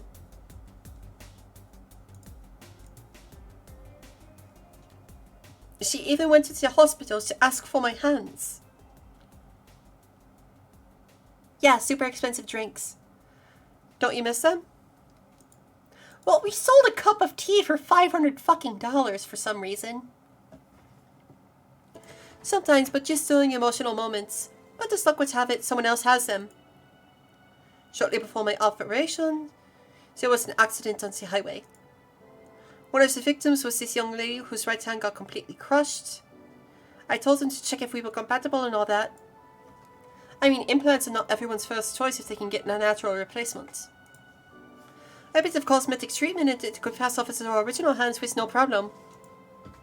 Last I heard, we were compatible, and the family agreed to the donation. I don't know what became of her, but I hope she's fine. And you didn't tell your mom about that? I didn't want her pestering about the poor girl. So are we cool now? Are we even now? Are we? You were pretty pissed about my comment regarding your boobs. Again, I'm sorry. It sounded less rude in my head. Yeah, don't worry about that. Besides, I get to call you Julianne once. Now you don't. Eh? Why? You just call me by my full name. Are you serious? One chance and only one chance, and you just use it up. Damn it! Surprise! Hey, Alma, this might be a weird tangent, but do you believe in ghosts? Hi! Not particularly, no. Although there was this paper I read once that was quite interesting. I proposed a scenario where a nanomachine clusters could leave the body after death, and then act as a collective hive mind through residual brainwaves. So the result would basically be an image not unlike a hologram. Of course, the hypothesis fell through because such nanomachine density is impossible in a body. Even 5% of the amount needed is enough to make the blood too dense for the heart. And it's not like the brainwaves are potent enough to create those reactions. Still an interesting read though. I see. Don't give me that look, it's not my fault that you convince yourself that you're crazy. Well, I'll leave then. See you tomorrow. See ya. All done? I am. What about you and Gil? For some reason, the idle girl left him like that, it seems. You think? It might have been while he was out. True. Hey, boss, you're a fan of wrestling, aren't you? I mean, you were a wrestler, so... That I am? Yeah? Why? I was wondering, isn't wrestling fake? Aren't twin tails for little girls and teens with 8th grade syndrome? 8th grade what? When you get down to it, wrestling is as real as a soap opera. I mean, you don't really expect a legal lawsuit to be fixed in a ring, right? Sure, in my ideal world, you would solve legal problems through good old wrestling, but... No, seriously, 8th grade what? But you don't go around calling soap operas fake. It's a show, and it just so happens to use fights as an expression.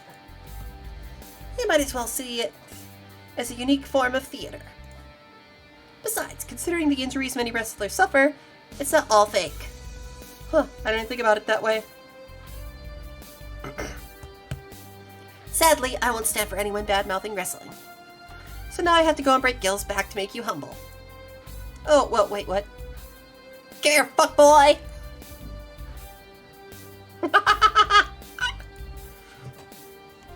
8th grade what? We did it, chat! We did it! We got the $10,000! We got $3 grand tonight! Holy shit! We got paid $3 grand in a night?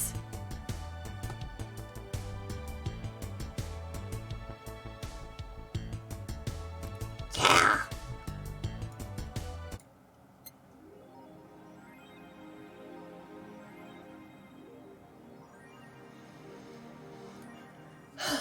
And we're poor again. We got charged $10,000 for your rent.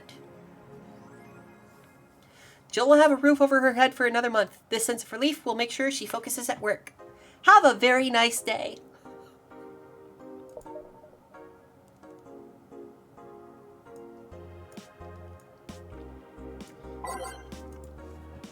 So I looked up what the bad ending is, and the bad ending is you just move in with Alma and share a bed with Alma. Not really a bad ending if you ask me.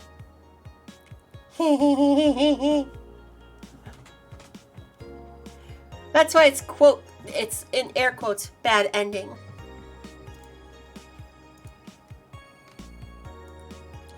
New Lilum regulations. The current regulations preventing Lilum from looking too human have been working well so far, but Glitch City's government is planning to create even more new laws so as to enforce robot-like features among them in a bid to reduce identity theft.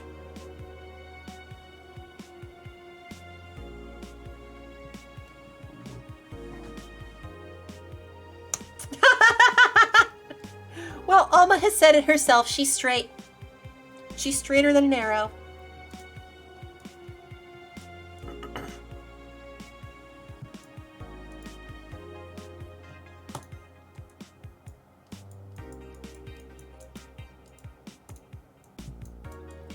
Okay. Let's hit the save button.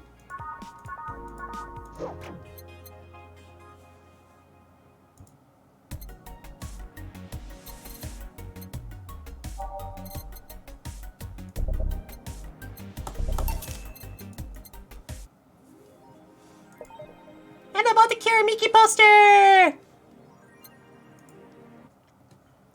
Friday, December 30th. Good evening.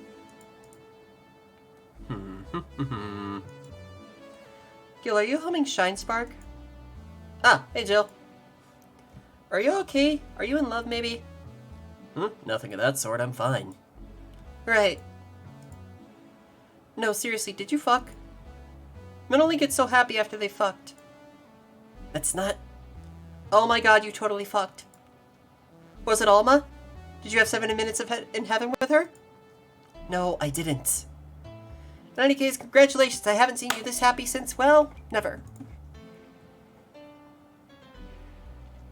No. No. No, no, no, no, no. Shit. Gil, I'm out. I'm gonna...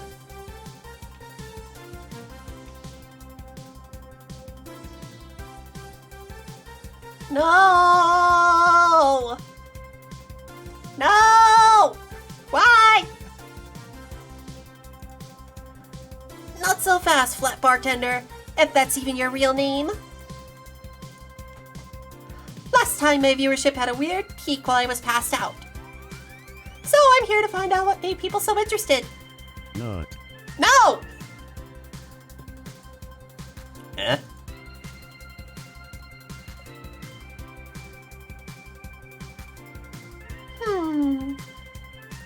Do I have something in my face? This guy totally fucked. No doubt about it.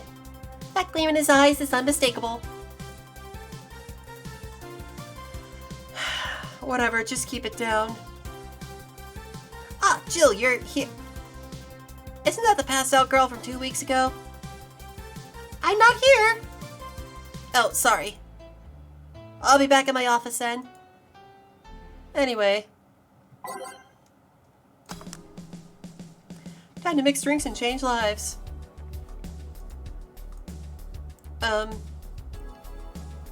You were too happy and you were too mopey. What happened?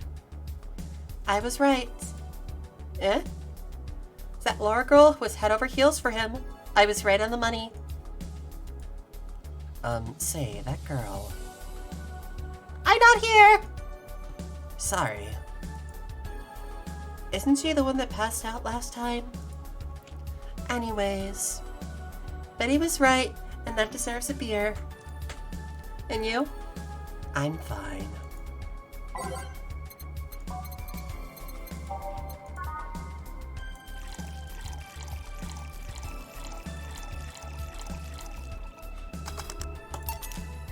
Here. Woo! So the girl was actually infatuated with him? See, this is a cyberpunk world. We're in a city-state and inflation.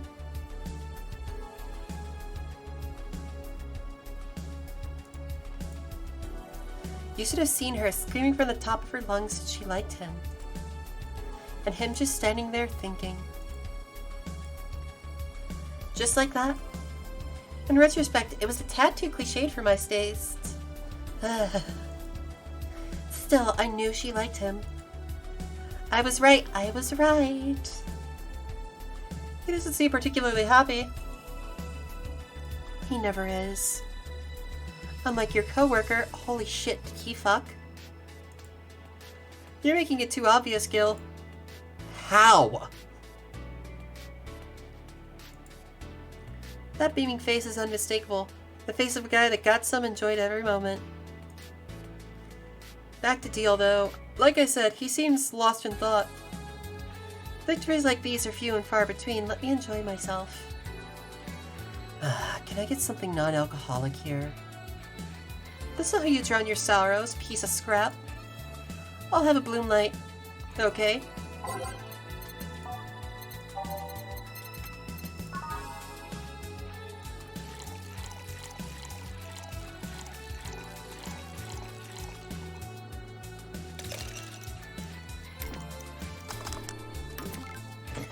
Let's see, something non-alcoholic.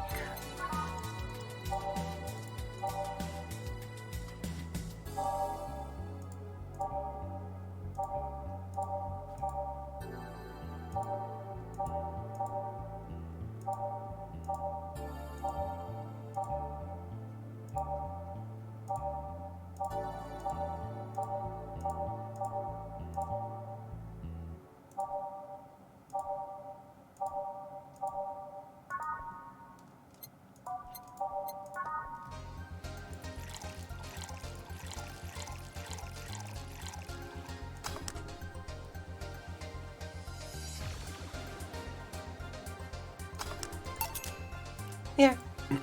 Thanks. Same. Celebrate all you want, but I'm freaking out here. I know nothing about relationships, and I have no idea what to do. Well, for starters... What do you think, Jill? Me? Her? Betty, I've seen a few of your relationships, remember? Aside from Veronica, there's Angela, Pamela, Sandra, Rita, Monica, Erica, Tina, Mary, and Jessica. Or should I say, didn't share the bed sheets, snores like a pig, cold feet, shampoo waster, chocolate addict. Too religious, fan of the wrong rugby team, teetotaler, and chews with the mouth open. What do you think, Jill? That you must be quite the heartbreaker to have so many relationships in such a short period of time. What song? I mean, About piece of scrap situation. And thank you. I'm not the right person for this, Gil?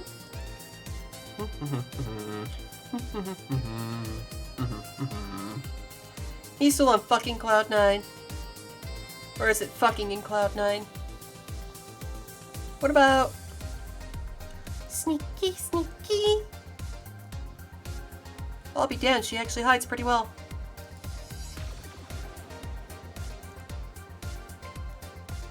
For starters, how do you feel about her? I don't know. I don't know her that well. You could start there.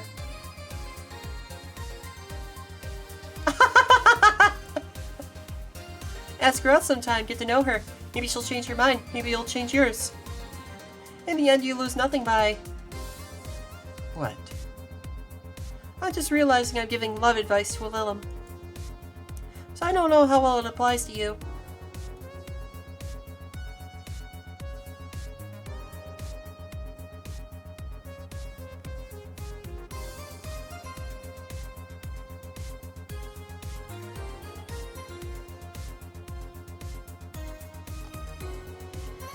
These things are human. Are humans all but organs nowadays anyways? Even if that's the case, it's interesting that she felt that way towards him. Why wouldn't she? This fella is a good catch if I do say so myself. And like I said, humans and all but organs. You've surely encountered Lilum that you sometimes forget are not humans. Well, you live in weird times, but hey, that only makes them more interesting. It's odd going to other cities and not seeing the same integration of Lilum, though. Well, Glitch City is pretty much the cradle of social experiments involving Lilum integration, so... Anyway. Just try to get to know her. You'll find out how you feel afterwards. Yeah, I think I'll try that. It's quite uninspired advice, if you ask me. Anything else? Let's commemorate the occasion with a piano man and a piano woman.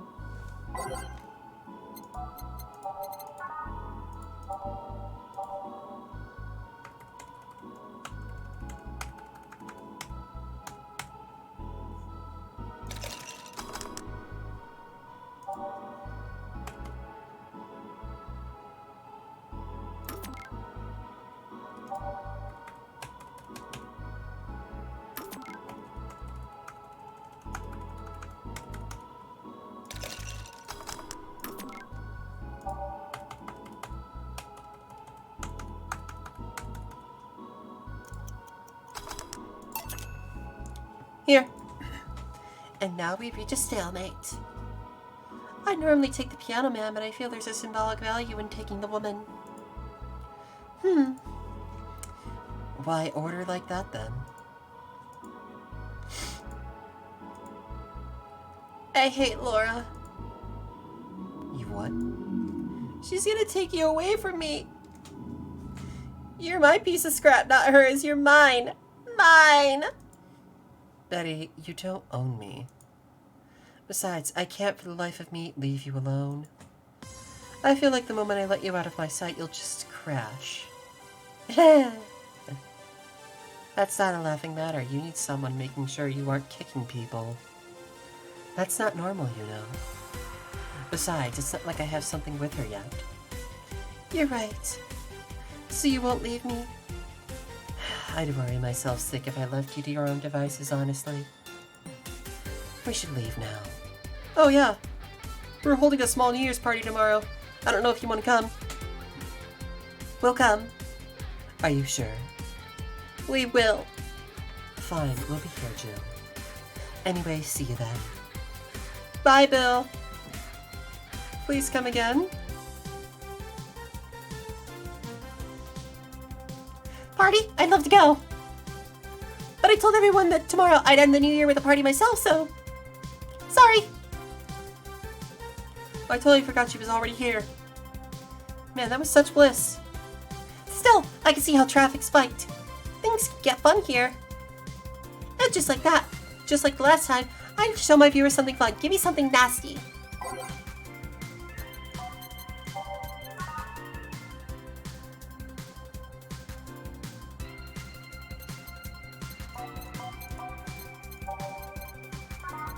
How do I denko?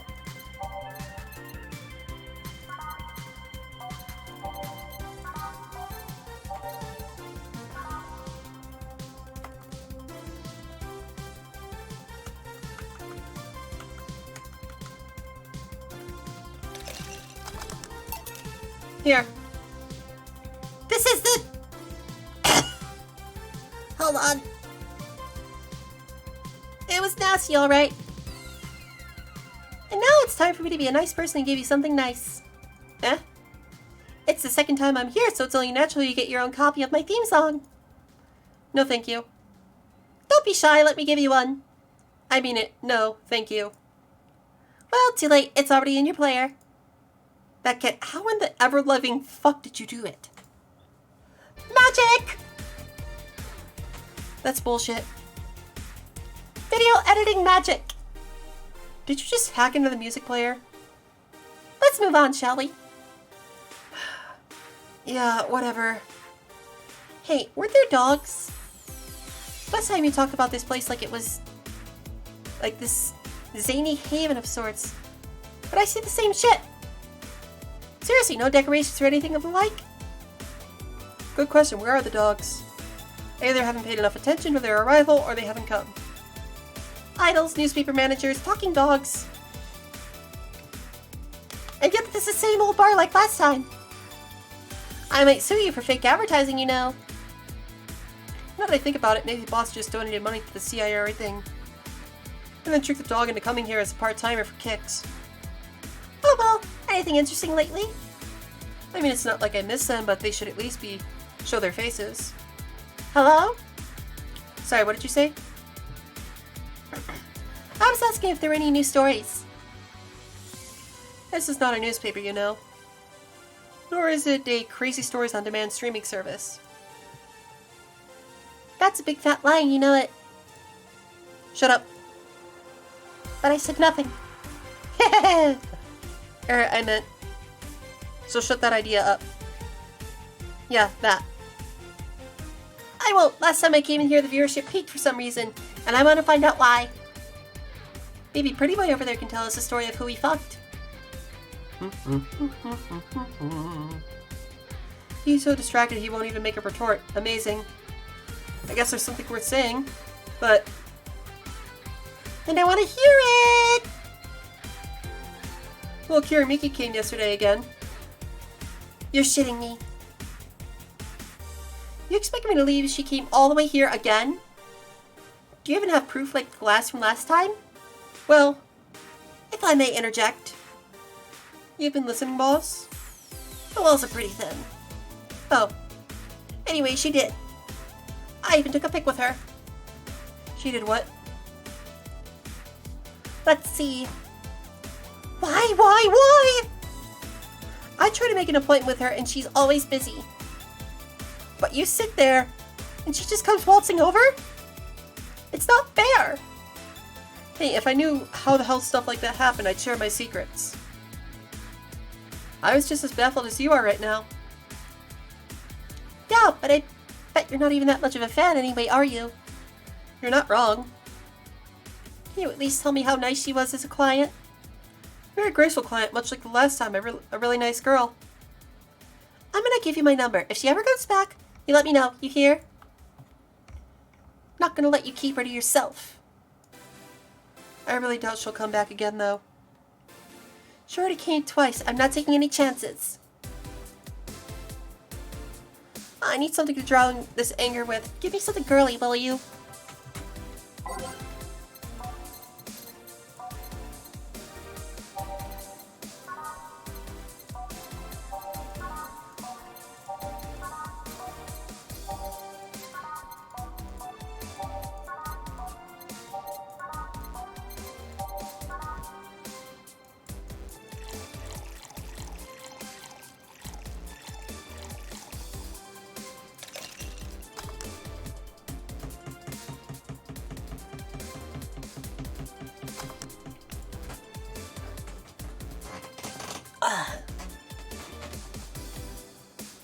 Quick stretch, sorry about that.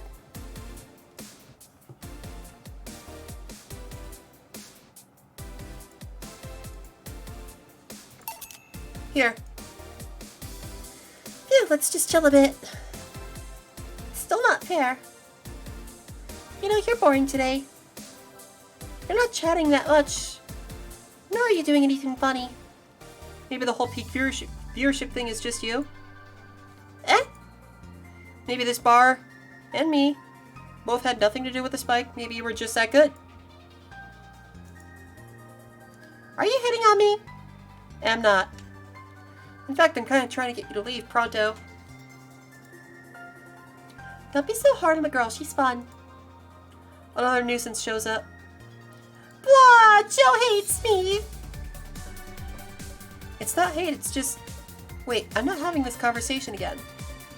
Boring! Hey, you are curious, right, about Fuckboy's partner? Want to know who it was? Do you know? Maybe, maybe not. That maybe not settles it then. Not taking chances. Oh, come on! Bartender, you're making lots of faces there. It's nothing, really. Did the two bartenders break or something? Should I call the manager? Tech support? Hey, Joe. In her and outer voice, remember? Fuck.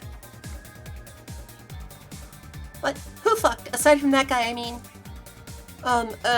Say, you're oddly calm today.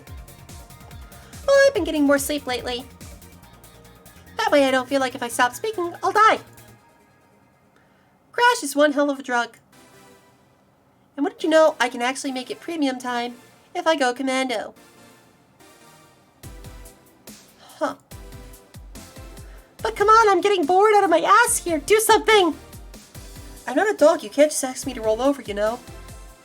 Mind if I entertain you a bit, then? Boss? You and Gil take a break. I'll entertain the missy here. Alright. Jill, by that I meant take Gil with you. I don't want him humming to the middle... To the middle of the road and right into a truck's grill. Roadkill. Right. Right, Gil, come with me. Eh?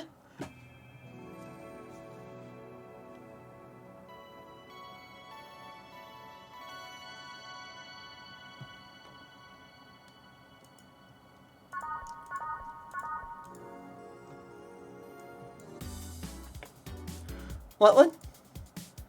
No thanks, I don't smoke. Alright, I got a text from Alma. Boss, Alma and Gil didn't fuck. Well, that's a bummer. She is sending congratulations your way, though. Tell her I said thanks, I guess. So who was the lucky girl? So it was a guy? I never thought you swung that way. It wasn't a guy. So it was a girl, and you did fuck. I don't feel comfortable talking about that, you know? You don't make things easy for me, though. How so? I mean, you're pretty hard to get close to, you know? You never talk about yourself, you're not talkative so long as it doesn't involve you directly. Kissing you was literally the only way I know to get through to you.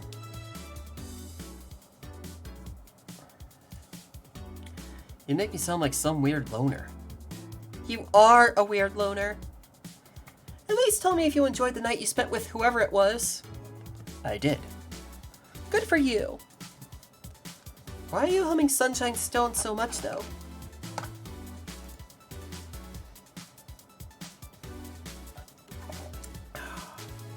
Well, after the idol girl came yesterday again.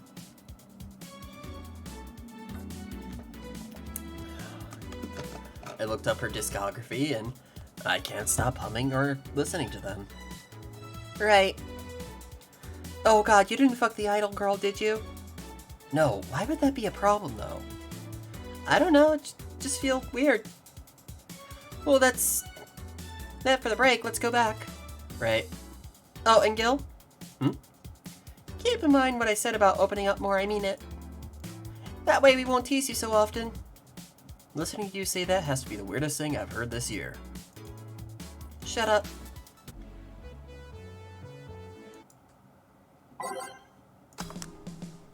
And that's that. Back.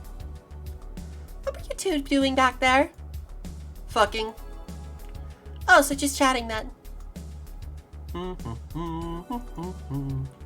Holy crap, did you two really fuck? John has the face of a man who fucked to death recently. Everyone can tell Gil fucked! See, Gil, you're making it too obvious. How? What will you have today? I'll have a gut punch. Coming right. What? Nothing.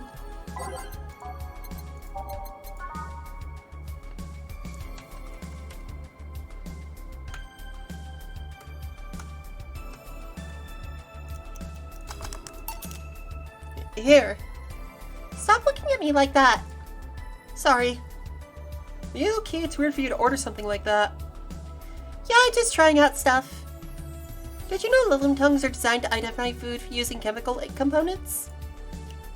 Our tongues were designed with the human ones in mind. For example, the first flavors that we detect are sour and bitter, just like you guys. I checked my personal specs and apparently my sensitivity is set to 1.2235x. That makes me hate those flavors because I feel them harder. Why all that exposition? I mean, I'd lie if I wasn't interested, but why? Well, after last time I got curious and started checking how many of my systems worked in detail.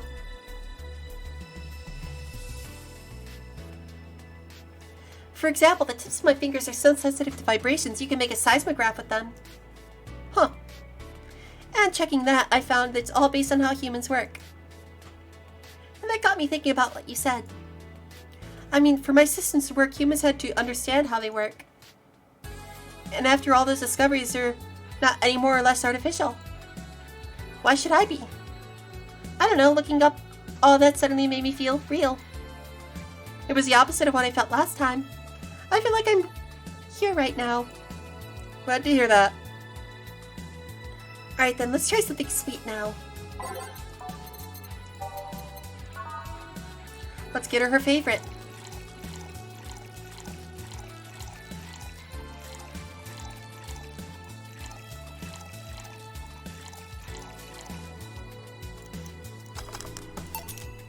Here. Ah, nice. To be honest, it's a bit surreal for me. What?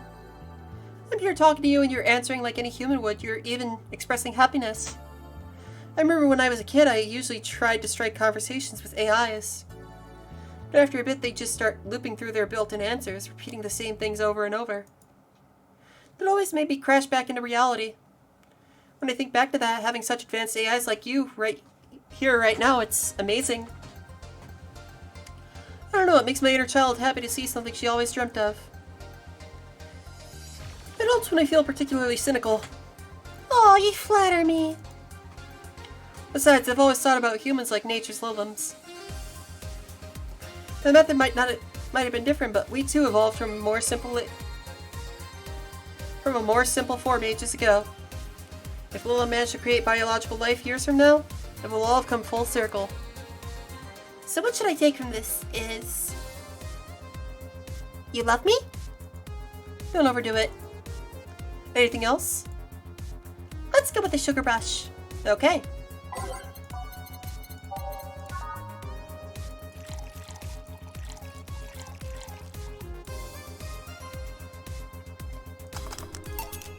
Here.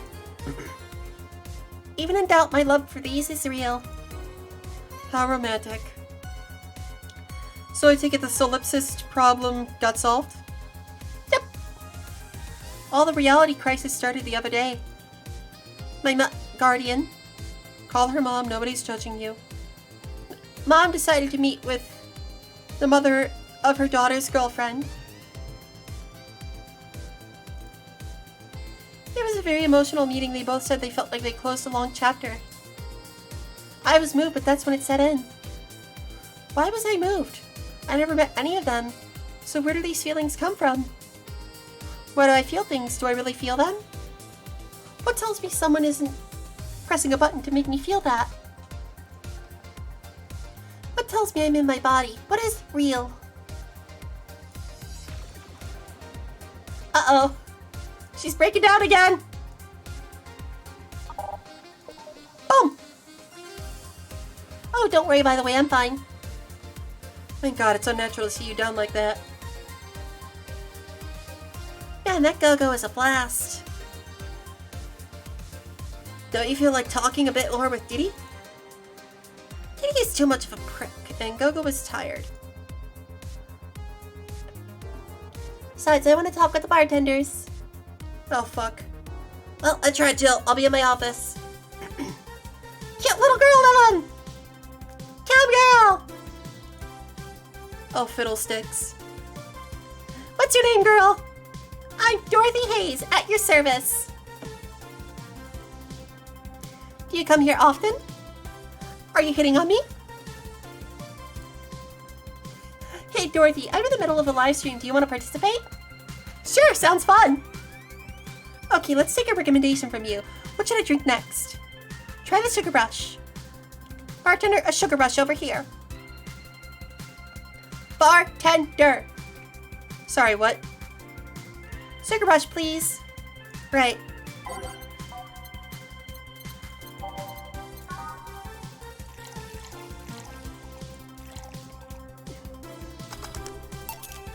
Here. Good choice, Dorothy. Yay! So, what are you doing in my turf? Streaming Chan. Yes? No, I mean, that's what she calls herself. Yeah, that's a tacky name. Yeah, but it's my tacky name. Actually, that's not really my name. What's your real name, then? Behind Streaming Chan's awesome mask lights, the humble Nicole Chen. Humble. Why not call yourself Streaming Chen? It's funny that you mention it. You see, when I started calling myself Nico, I called myself Nico Chen.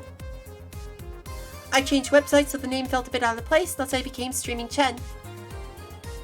Everyone nicknamed me Streaming Chan though, so I just went along with it. Oh yeah, I get it. At one point, I was gonna call myself Dolores Hayes. Then I realized the name was as subtle as a brick to the face. Anyway, I'm here because last time I came, I ended up with greater viewer numbers than usual. So I wanted to treat my loyal audience again. Oh, I see. Well, you came to the right place, especially if you're looking for some comfy fun. Honey here might seem harsh, but you just need to crack her shell. Shut up. See? You just need to say the right thing at the right time and she becomes a sweetheart. Quiet, you. Don't play hard to get, you know it's true. Hey, Stream Girl. That's me. I'll regret asking this, but don't you have a sponsor? It's weird that it's been this long without some advertisement. I have, but you see, the contract with them expired, so Marvin, the business guy, or whatever, had to make a new one. He was going to send the draft to his lawyer, as it had a couple of additions, but, let's say he got too excited with my VR model, and the contract became unreadable. Oh, so he used the contract too. Yep, he cut it into a pair of panties and rubbed it vigorously on his penis. I'm sorry, but what? This man cut a pile of paper Not. to look like a pair of panties and then jerked off with paper shaped like panties. Oh my god, the paper cuts would be so unbearable. What the fuck? Oh my god.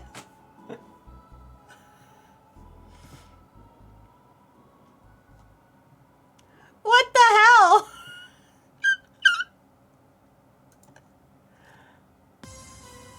Let's just... I mean, you'd expect certain principles to be upheld even in the adult VR industry. I reported him and he got fired, but now they're looking for a new business person thing. Honestly, I think the paper cuts all over his dick are punishment enough. See? See? He got paper cuts all over his cock!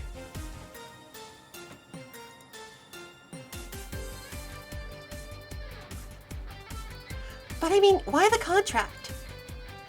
I don't mind if he jerked off to an image of me, but the contract? That's money that you're soiling right there. I would have gone back on the deal were it not for the owner paying me a visit and apologizing profusely. Some people, seriously. Ah, dick paper cuts.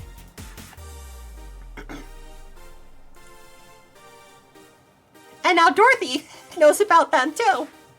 DB, are you here? Help! I've done enough crazed teacher fantasies to know they can be a problem. I don't think you need to have an experience to understand that.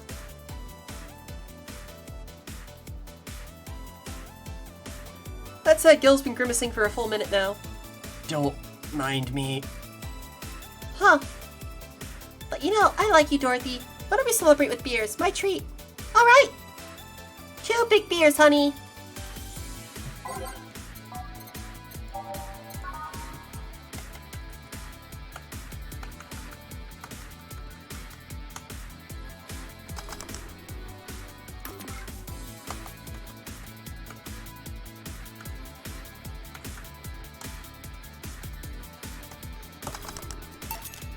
Here. Cheers! Cheers! Alright, I'm not feeling my tongue or my feet. Time to get lewd. Did I hear lewd? Do you have any stories? This will be a treat for my non-premium users. I once met a guy that insisted on doing it in a jacuzzi. He didn't mind being in premium time, so I started setting up cameras. And man, was it a challenge. I wasn't just gonna stream over the water, I needed some underwater action too. What did you do with the bubbles and all? That was the least of the problems. We just turned the jets off. But not only did I have to make a makeshift underwater cover, but I also had to keep in mind the heat. Heat isn't good with cameras. Did you try chilling a cam a bit and putting it in a bag with some filling? We made something more convoluted. We took a small cooler, opened a hole for the lens, and sealed it with plastic. I made sure things looked good enough through the cam and started recording. Threw in some cooling packs and sealed the fuck out of the cooler. Did it need any weight? Yep, luckily the guy was into bodybuilding, so he used some old dumbbells. You need bleach! Oh my god, the two Lotus girls in the game are together!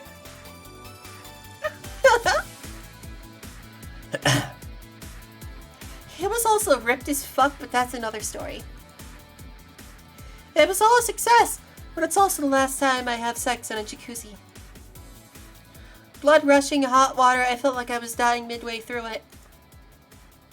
Thank God he decided to resume the action out of the water midway through it, or I surely would have died. At least the guy didn't burn himself. What do you mean? Last time I had sex on a jacuzzi, my body got so hot the guy almost burned his neck.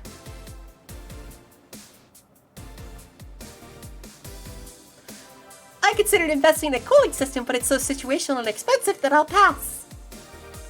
Besides, these cooling systems require too much maintenance. Wait, I think I should leave. But care to join me in escapades for the rest of the night? Can I plug my services at the end of the night? Sure. Then count me in. I've got the perfect stories. Let us be on our way then. Goodbye, bartender. Bye, honey. Well, let's start the story. You see, there was this mega Santa. Wait, seriously? They left. A pair made in hell. At least they look like they're having fun. That method of filming underwater sounded convoluted as fuck, though. But I guess it's hard to keep a cool head when you're horny. We're done, boss. Man, don't you just feel great? Were we in the same place? Here, Jill. What's this? A bonus. Today I got a taste of the kind of clients you deal with, and... keep it up. Well, tomorrow's a big day, so get ready. That goes for the both of you.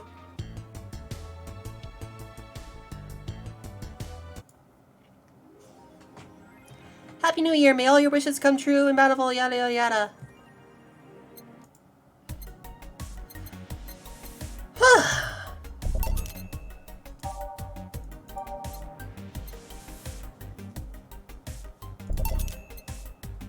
We almost bought everything in one playthrough. Look at that!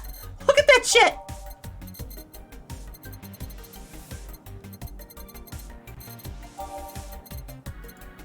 Now that's cool.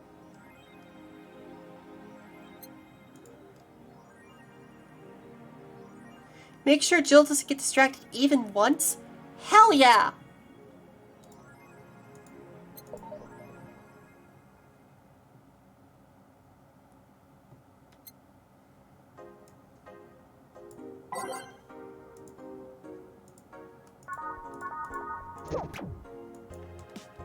Chat, booklets, patrons, visitors, everyone, it's time. Time for the final day. I think.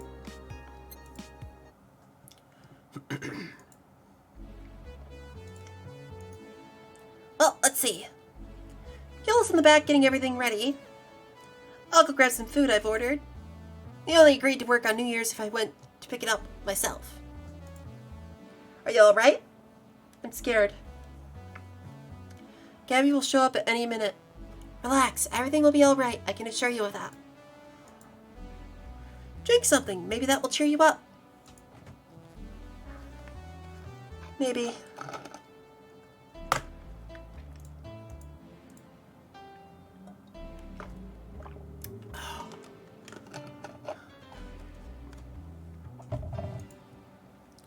If you get through this, I'll give you, I don't know, a hug. Does that work? A hug? A big one. A reward after everything's said and done. Gotta go, you can do it. Right. Everything's fine. You've been avoiding this for all these years. Now it's time to face it head on. Yeah, everything's fine.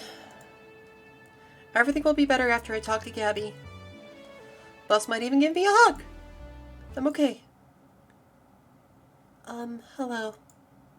Gabby. Come in. Excuse me. Welcome to Vault. Hey! You talk first. No, well... Some days ago, I got a letter. And even odder than getting a letter is the fact that it was from your sister. A what? My sister sent you a letter? That's the first I've heard of it. What did it say? I don't know, I never opened it. At least not until now. Huh? I figured I should read it with you. Yeah, let's do it. Let's read it. Alright then. Sorry. Just that? Yep. Isn't there anything else in the letter? Maybe on the back? This is just like your sister. I spent days worried about this letter, not wanting to open it for fear of what it might contain. I lost sleep and appetite thinking about it. And after all those worries, after all those problems, after all these years of not talking to her, she sends me a letter. A fucking letter of all things. And she just says, sorry? Sorry for what? For our fight? For not talking all these years? Now I'm fucking pissed. Are you laughing? Sorry, I remembered all the time my sister provoked you that way. Like that time where she gave you chocolates labeled 1, 2, and 4 during Valentine's Day. And you were pissed about the lack of a 3. Or that time where you left an unopened beer bottle on the table and she sneakily opened it and took a sip. She didn't tell you she did it and you were confused all day long. She always bragged that she knew me like the back of her hand. If the letter was supposed to piss me off like that, I guess she had all the rights to brag. Maybe she was being sincere, though. She did express to me that she was sorry on more than one occasion. She did, huh? I'm gonna need a minute. I'm gonna need a minute. This is actually getting to me.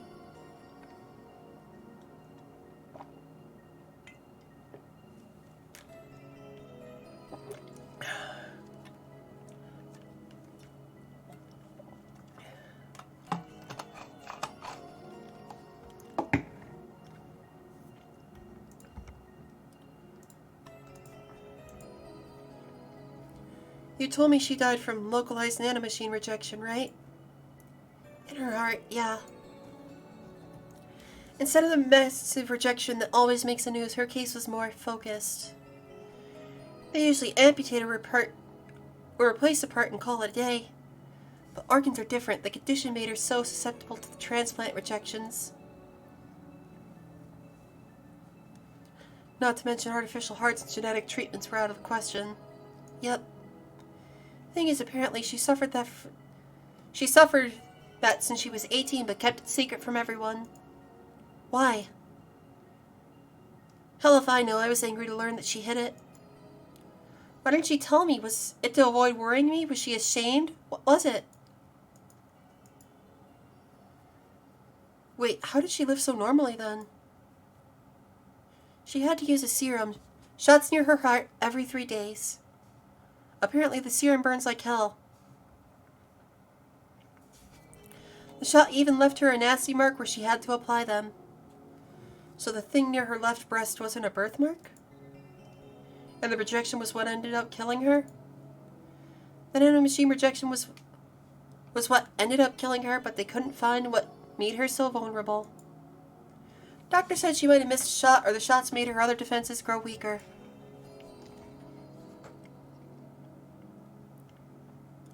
The condition could have just gone nuts out of nowhere, or maybe it was blood pressure.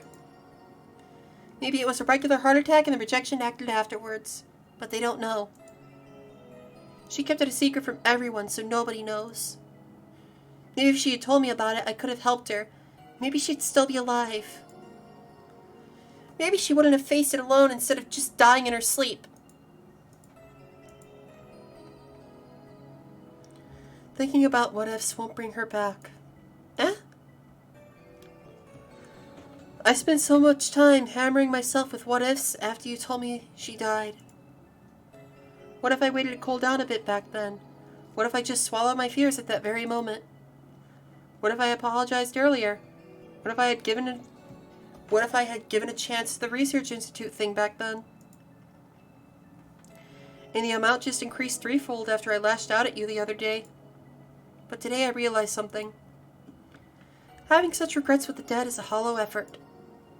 You're alive, you're here, I can make amends with you, but I can't make amends with the dead. I can't apologize to her like I can apologize to you right now. Jill. Lenore, she's resting now. Oh man. I need to take my glasses off for this. Hold on, I gotta get a tissue.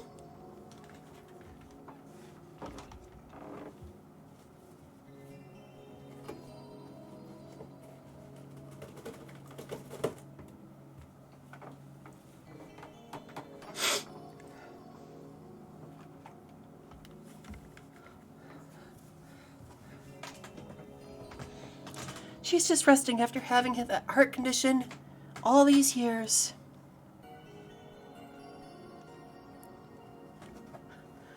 Holy crap, I'm actually starting to cry.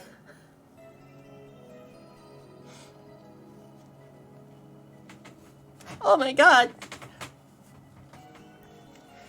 She didn't have to face it alone though, if she only...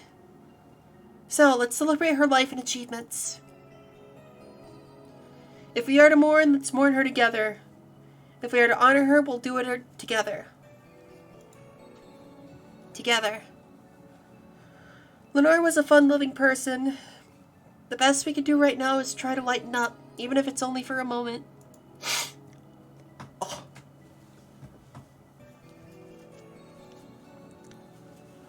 Holy shit.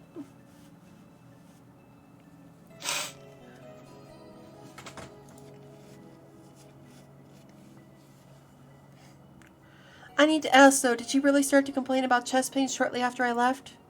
No. She didn't get visibly worse after you left or anything. Everything was actually too sudden.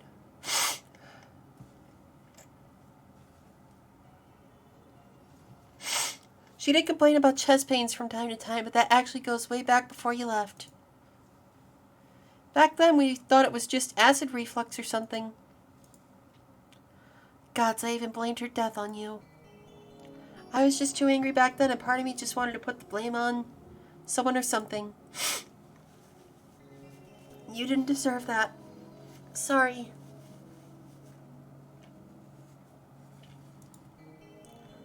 Hey, I'm sorry too, you know. We both have things to apologize for. Don't think too much about it. I should have been mature and not shouted at you either, so... Let's just call all that water under the bridge, shall we? Are you sure? Of course I am. So how did you find me exactly? Well, have you heard of a message board called Danger U? I have, yeah. Well, truth is I visit it from time to time. And the other day I read a thread that discussed the bar. And the description of the bartender sounded just like you.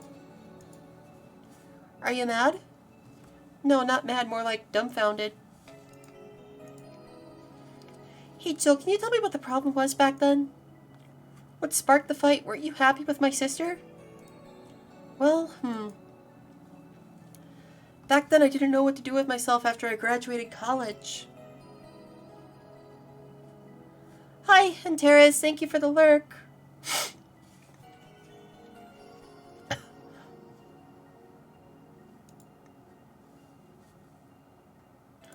I went in and pretty much hated my last couple of years there.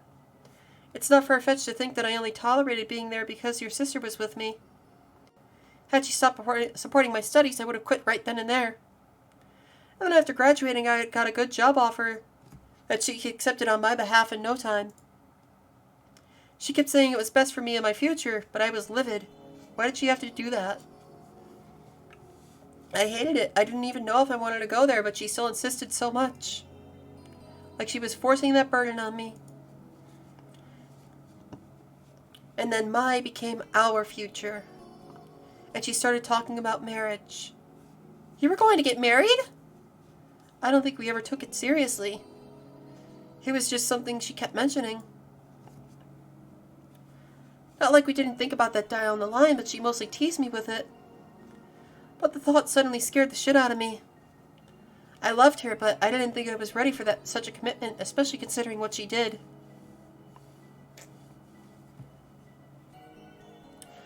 I don't know what I wanted to do, but I wasn't going to let her decide such a big thing for me. I mean, she could be really pushy from time to time.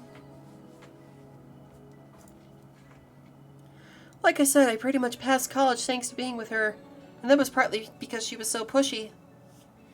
Even if she had the best intentions, she could be abrasive from time to time. And it rained down at me at that moment. She took it upon herself to make that choice for me. What would have stopped her once we gotten married? What if she suddenly decided to craft my life into her needs after marriage? I knew her. She would do it thinking it was the best for me. But what about my freedom? My say on the matter? So that's where you stopped loving Lenore? No. I never stopped loving her. Which is why it hurts so much. But you have to understand. I don't want to wake up 40 years old and working a job I hate. Just out of routine, getting used to it. I wanted a break from everything for a while to put my thoughts in order. Regroup myself, think carefully about what to do next. I can understand. I've sometimes felt the same, although I'm not even in college. So that's what led to the two of you fighting, huh? You know, the word fight makes it sound like we exchanged blows or something. It's all silly when I think back to it. Tragically silly. Maybe I was the one who started the fight, getting defensive about not wanting to take that offer.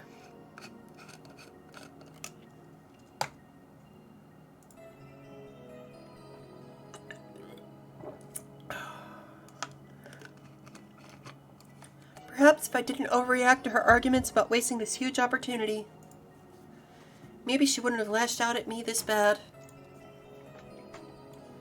It could have been avoided if I had kept a cool head and talked about that with her. My sister said something like that. Eh?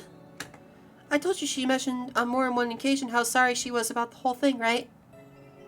Should have listened to her to the end, but instead I kept pushing her.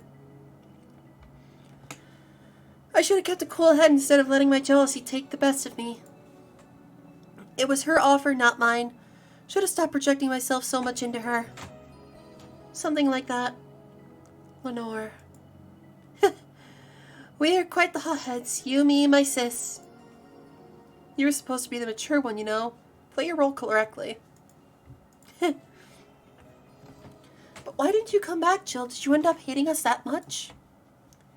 Did the break include us too? No, it's just that...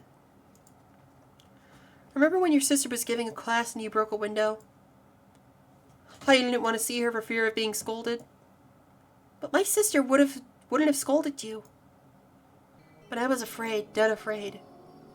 I couldn't bring myself to face your sister. But I faced her back then, and I was like 7 at the time. Why couldn't you do it? It's not quite the same. And in perspective, no matter what reason I come up with, it will never make sense. Everything sounds very stupid when I look back, you know. Not that it makes things easier. I will never get to speak to her ever again, and it feels bad because it's stupid. I swear you and my sister were meant for one another. You both moved on after all that, but neither had the courage to go back and say you're sorry. And like I said, berating myself over those past mistakes won't bring her back. I miss her so much, though. We were together all the time. Always talking about dumb stuff. I wouldn't call my parents useless, but she was the one I could always talk to. I feel her absence every day. Everything is just so quiet now. She was an amazing person. Yeah, she was an amazing person. Eh? Mourning is fine and all, but we should be celebrating her life. If she was here, she would tell us there's no fun in sulking for so long. She told you that all the time. The same way she told you to stop rubbing things in people's faces. Both figuratively and literally. Hey, I was 8 back then. So let's have a toast in her honor, shall we? A toast? Yeah, let me get you a drink. A drink? Don't worry, trust me.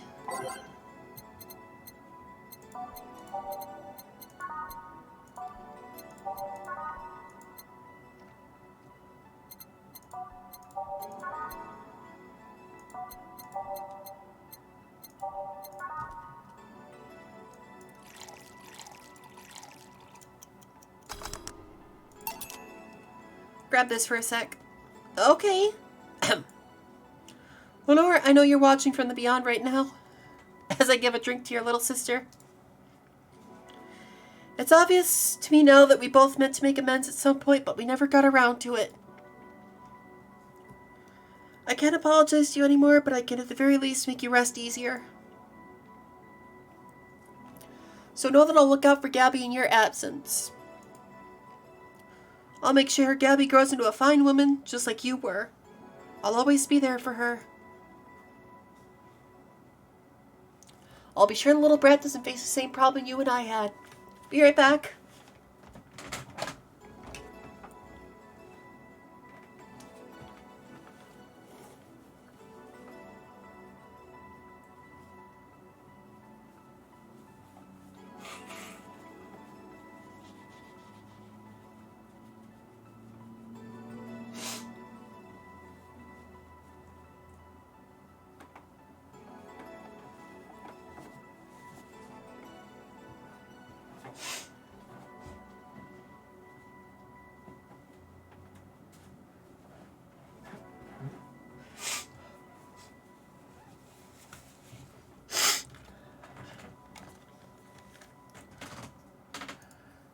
Hey! Want to add anything? I'll always miss her. Don't say it to me, say it to her. That's a bit. Come on, just this once. I'll always miss you, sis. Sis. Sis, you idiot. Why did you keep that secret for so long? Idiot, idiot. I always told you everything. Hey, wasn't I enough? You idiotic idiot!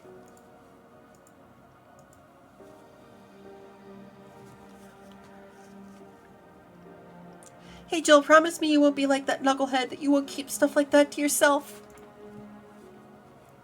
Only if you promise the same to me. And promise me we won't fight.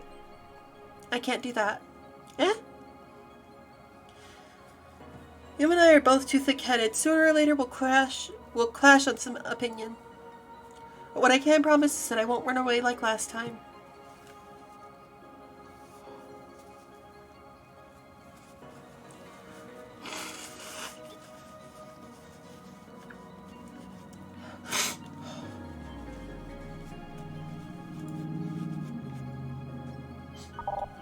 We'll both cool off and talk it over like the adults we are. I'm not an adult. Let's face it, you've been more mature than I have. Hey, did you mean what you said? That you'll look after me? I'll always be here for you, Gabby. I mean, I'm not Lenore, but I wouldn't dare leave my little sister alone. Jill. Hey, wasn't this a toast? Right. For Lenore, faithful sister and girlfriend. Cheers. Cheers. So, about this drink. Can I drink it? Do you like it? Take a sip. It's not bad. Why not drink it then? You're with an adult. We might as well break the alcohol taboo here now. Right. Now that I think back, didn't your sister give you a beer once as a prank?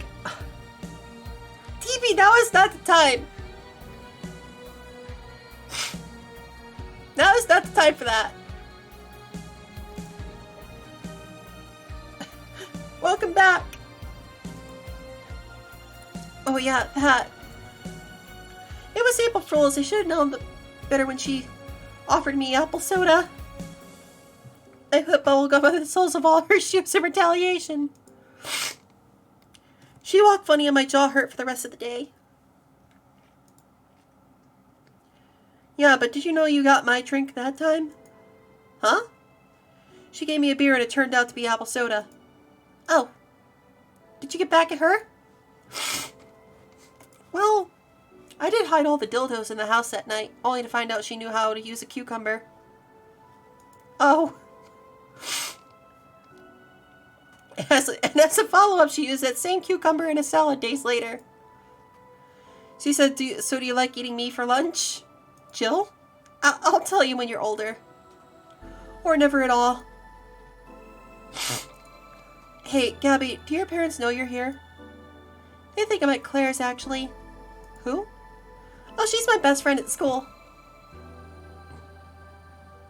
And this Claire knows you're using her as an excuse, right? Of course, how would she cover for me otherwise? True. Will you go to your house afterwards? To be honest, I didn't think that far. Maybe I will. I do live in another district, but Claire doesn't live close by, so...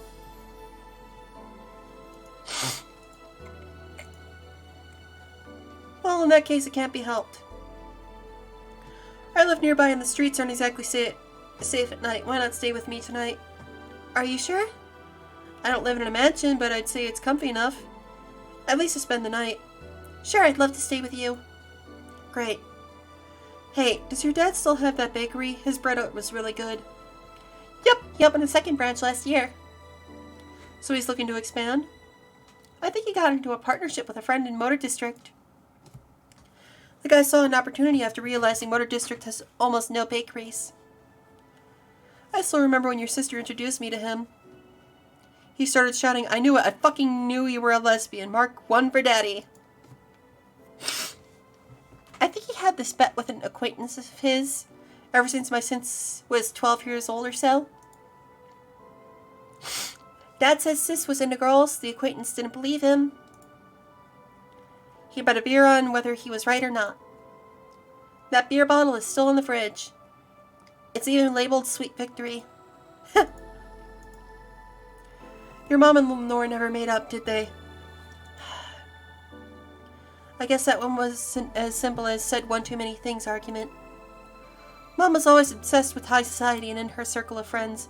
A lesbian daughter was a no-no. I'm still on my sis's side for that one, though.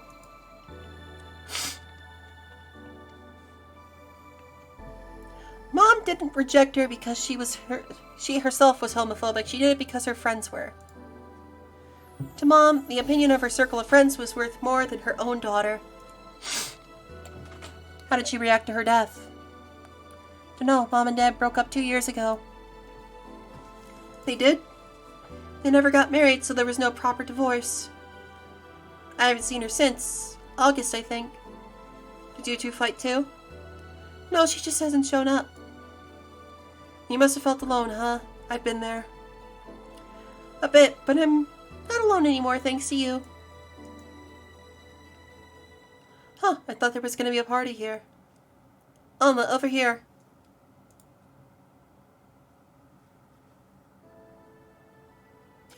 You got a point, DB. Oh my god! Baffy! Thank you for the raid! Hello, Raiders! You guys came in as we are at an emotional part. You guys came in as we are at an emotional part of the end of the game. How are you guys? How was your stream, Baffy? The cult of Baffy has arrived. Thank you for the shout out. Hello, Baffy. Hello, Raiders. Hello to everyone new. My name is Index Page. I'm the spirit of a library who is looking to fill her shelves with as many stories as possible. I am an author, I'm an artist, I'm a voice actor, and right now we're finishing up Valhalla. And, The story is so good. The story is so good. I've actually cried on camera. That's good. That's good to hear. I'm sorry. I need a moment. This game hit me in the feels so bad. And I love it.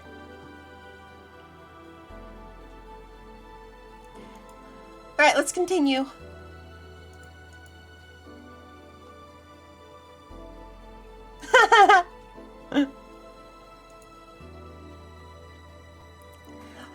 Thank you guys for the raid, and please enjoy your stay while we finish up the game.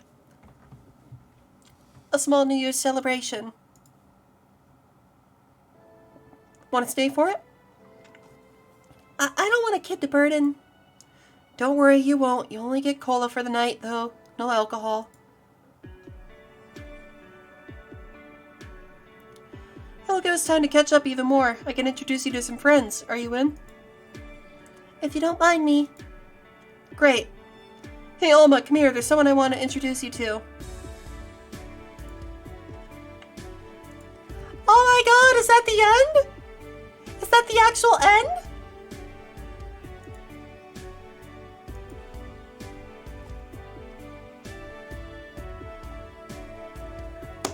Yay! Let's see which ending we get.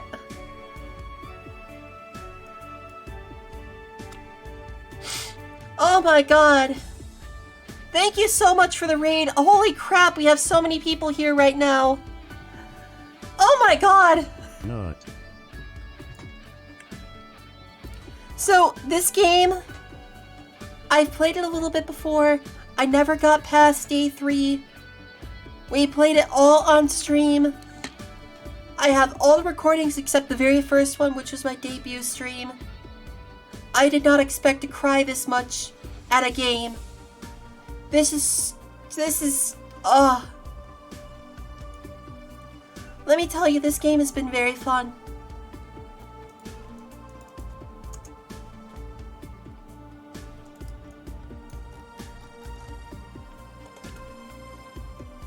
You can't skip the cuts, you can't skip the credits.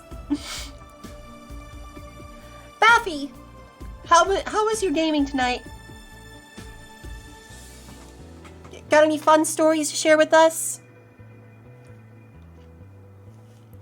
Oh yeah, I had someone give me some fan art of some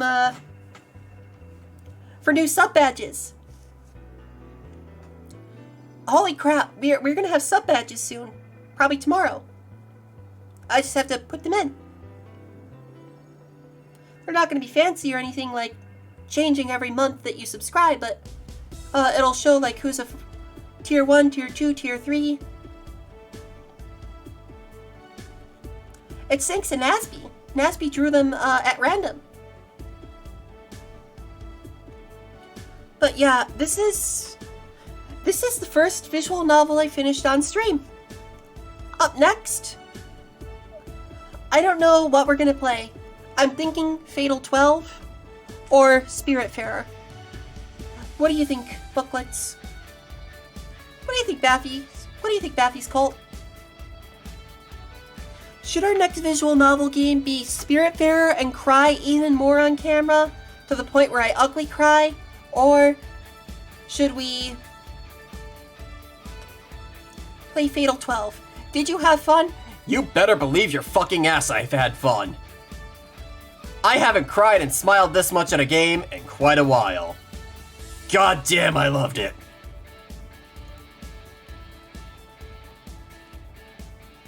You also got to meet a cat boomer. Why did your boss hug you, though? Oh! Did you have fun? Yep, I also got to meet a cat boomer. Why did your boss hug you, though? She's that kind of person. Now let's sleep. You were dozing off back there. Yeah, I've heard Spiritfarer can, like, seriously make you pause to cry. You're right. Good night, Jill. I'll play some more tomorrow. Good night.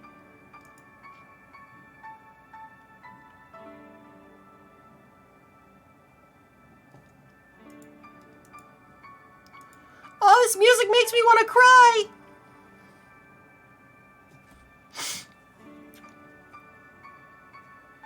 This game has been an emotional roller coaster from all the what the fuck funny moments to all the serious talks to all the terror that you feel for some characters to the worry that you get for some of them to all the problems Jill faced herself. Thank you for this game, and I cannot wait for the sequel.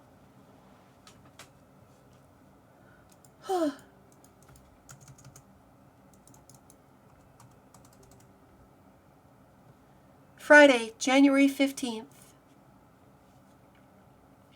Time for our ending. And of course our fucking epilogue is Dorothy. God damn it. God damn it. I was all set for the nice happy because God fucking damn it.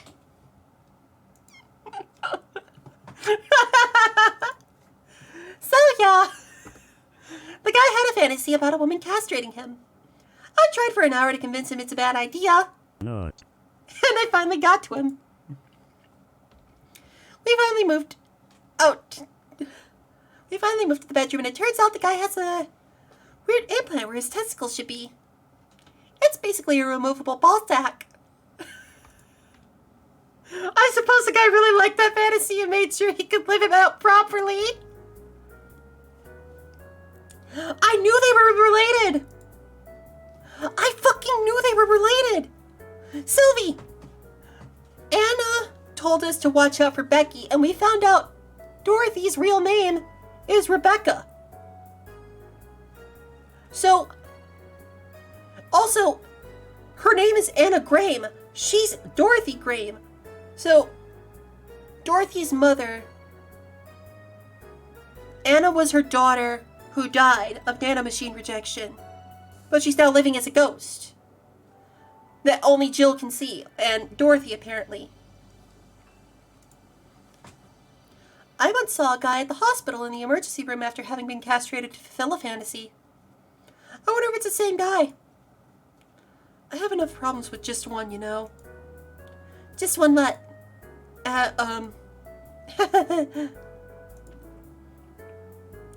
With just listening to one of your anecdotes. You told me about Neo-Tijuana. You told me about the Neo-Tijuana thing, and now this. Don't you have a more subdued story? Come on, Joe. You're an adult. You can take that much. Shut up. Well. Not. Yeah, the perfect time for a castration story. This whole game has. Emotional damage. Yeah, that. Last time I spoke with my mom, I asked her the story of her daughter. Turns out her other name was Anna. Huh. And now you pretend it's a surprise. Quiet, you. She fought against nanomachine rejection for most of her life. I knew it. She lost a girlfriend. She even lost a girlfriend she made in a hospital to the same sickness. I knew it. Apparently, sometime after she got out of treatment, a truck hit her and killed her. But even then, she was amazing. She was? Eh? Yeah, she kept up her studies while still in the hospital. She was a self-taught honor student. Not only that, but she also ranked among the top 5 candidates in at least 3 college admission exams. She also played the piano and guitar. Well, being confined to her room does that, I guess.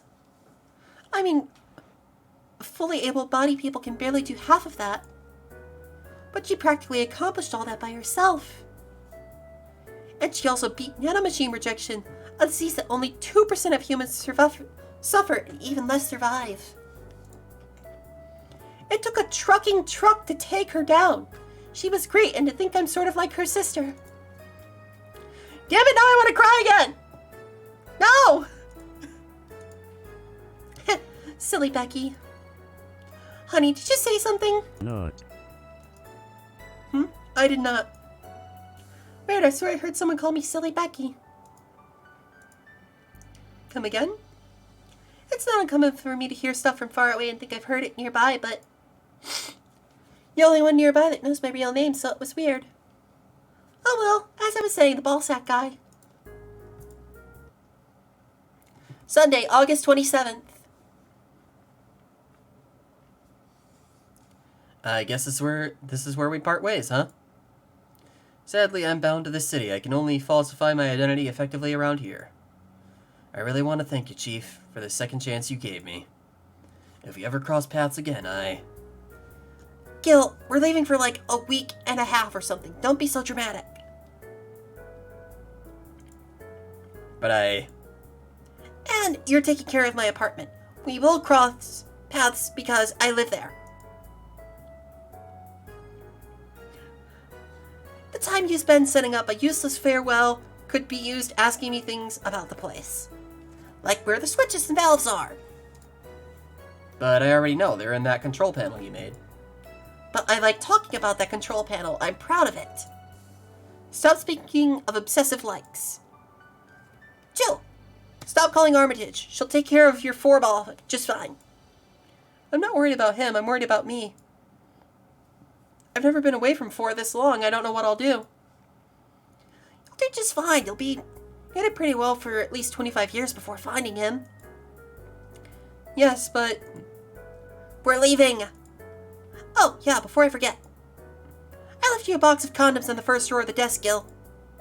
You what? You what? Hey, if he wants to bring his new girlfriend or whatever here, I want her to be ready. Oh, but just one condition. If you're gonna fuck like rabbits, stay away from my room. I have too many pics of my Emoto there, and I don't want their eyelids soiled. Imo who? Little sister. They just say little sister. Yeah, whatever. First stop, Panama. You can now save heart data. Loading heart data from the title screen or bar will let you start over from day 1 while keeping your items and money. Yay! We did it! We did it, everyone! Not. I'll take a nut for that.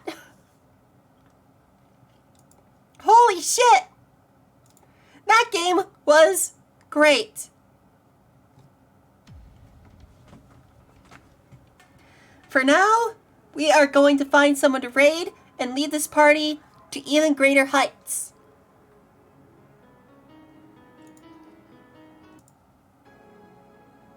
Oh my god, look at that! You get Gabby in the load screen with you! You get Gabby in the load screen with you! No, do not clip that! Do not fucking clip that!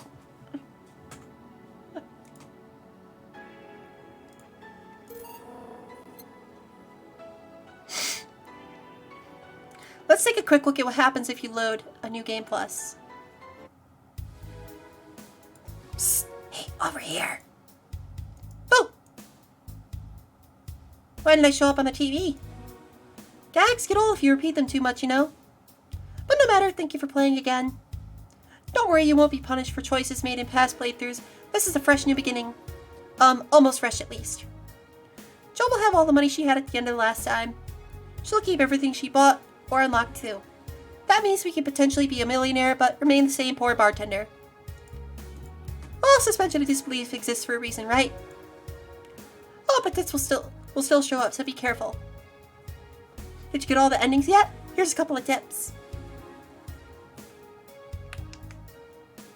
Leaving Joe homeless or not is the first step towards at least one of them. There's 2 of them that rely on being a top bartender to the buff sweetheart and the cat-eared beauty. And of those 2, one of you needs to be patient with a pompous buffoon. The other needs to serve the busty droid what she wants. The other busty girl, the blonde one, you should get hers as long as you're not an asshole. And Becky should be easy as long as you remember what she says. 6 different endings. Can you get them all? Sorry for all the chatter. Let's pretend this never happened. Game start!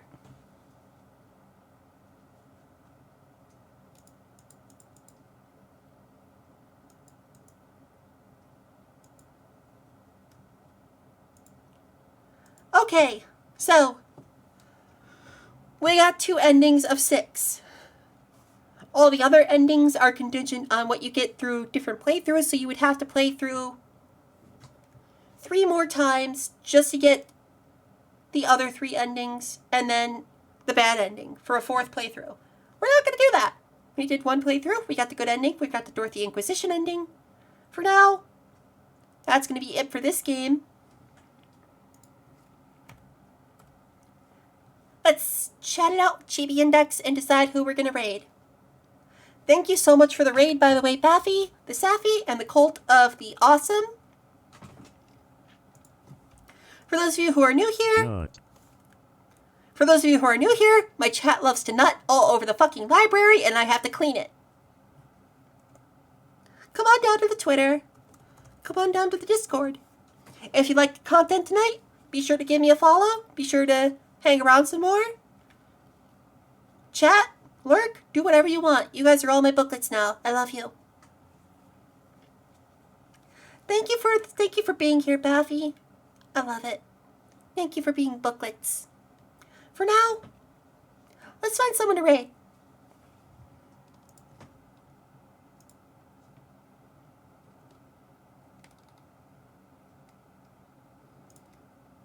Let's find someone to raid with a smaller view count so we can support them some more.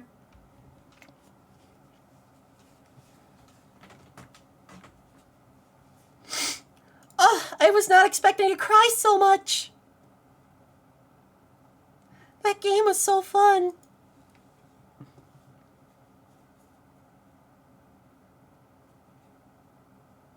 Let's go raid.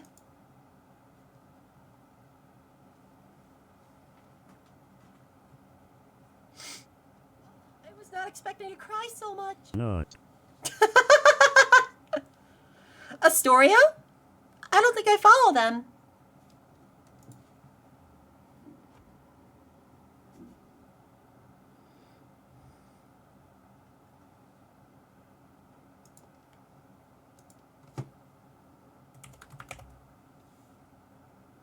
Astoria Arts, Astoria Rion VT. Actually, I think I have someone in mind.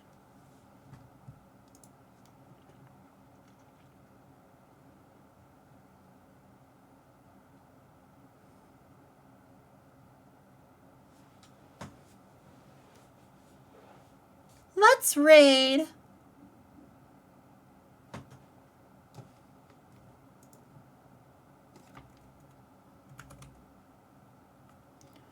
Astoria Arts.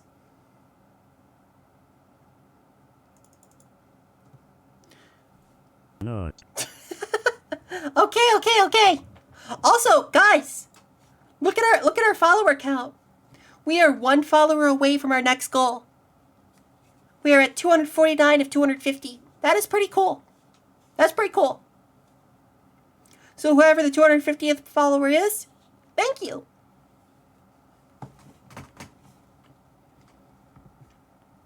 After we hit 250, our next goal is going to be 500.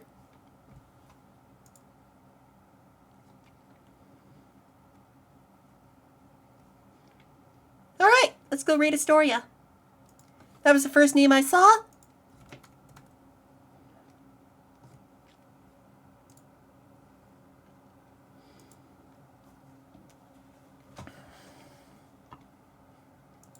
Like always, thank you for being here. And remember, drop a follow if you liked it, so you can be here for the next time the library opens up. I'll see you guys on Monday. And like always, ara ara. Sayonara.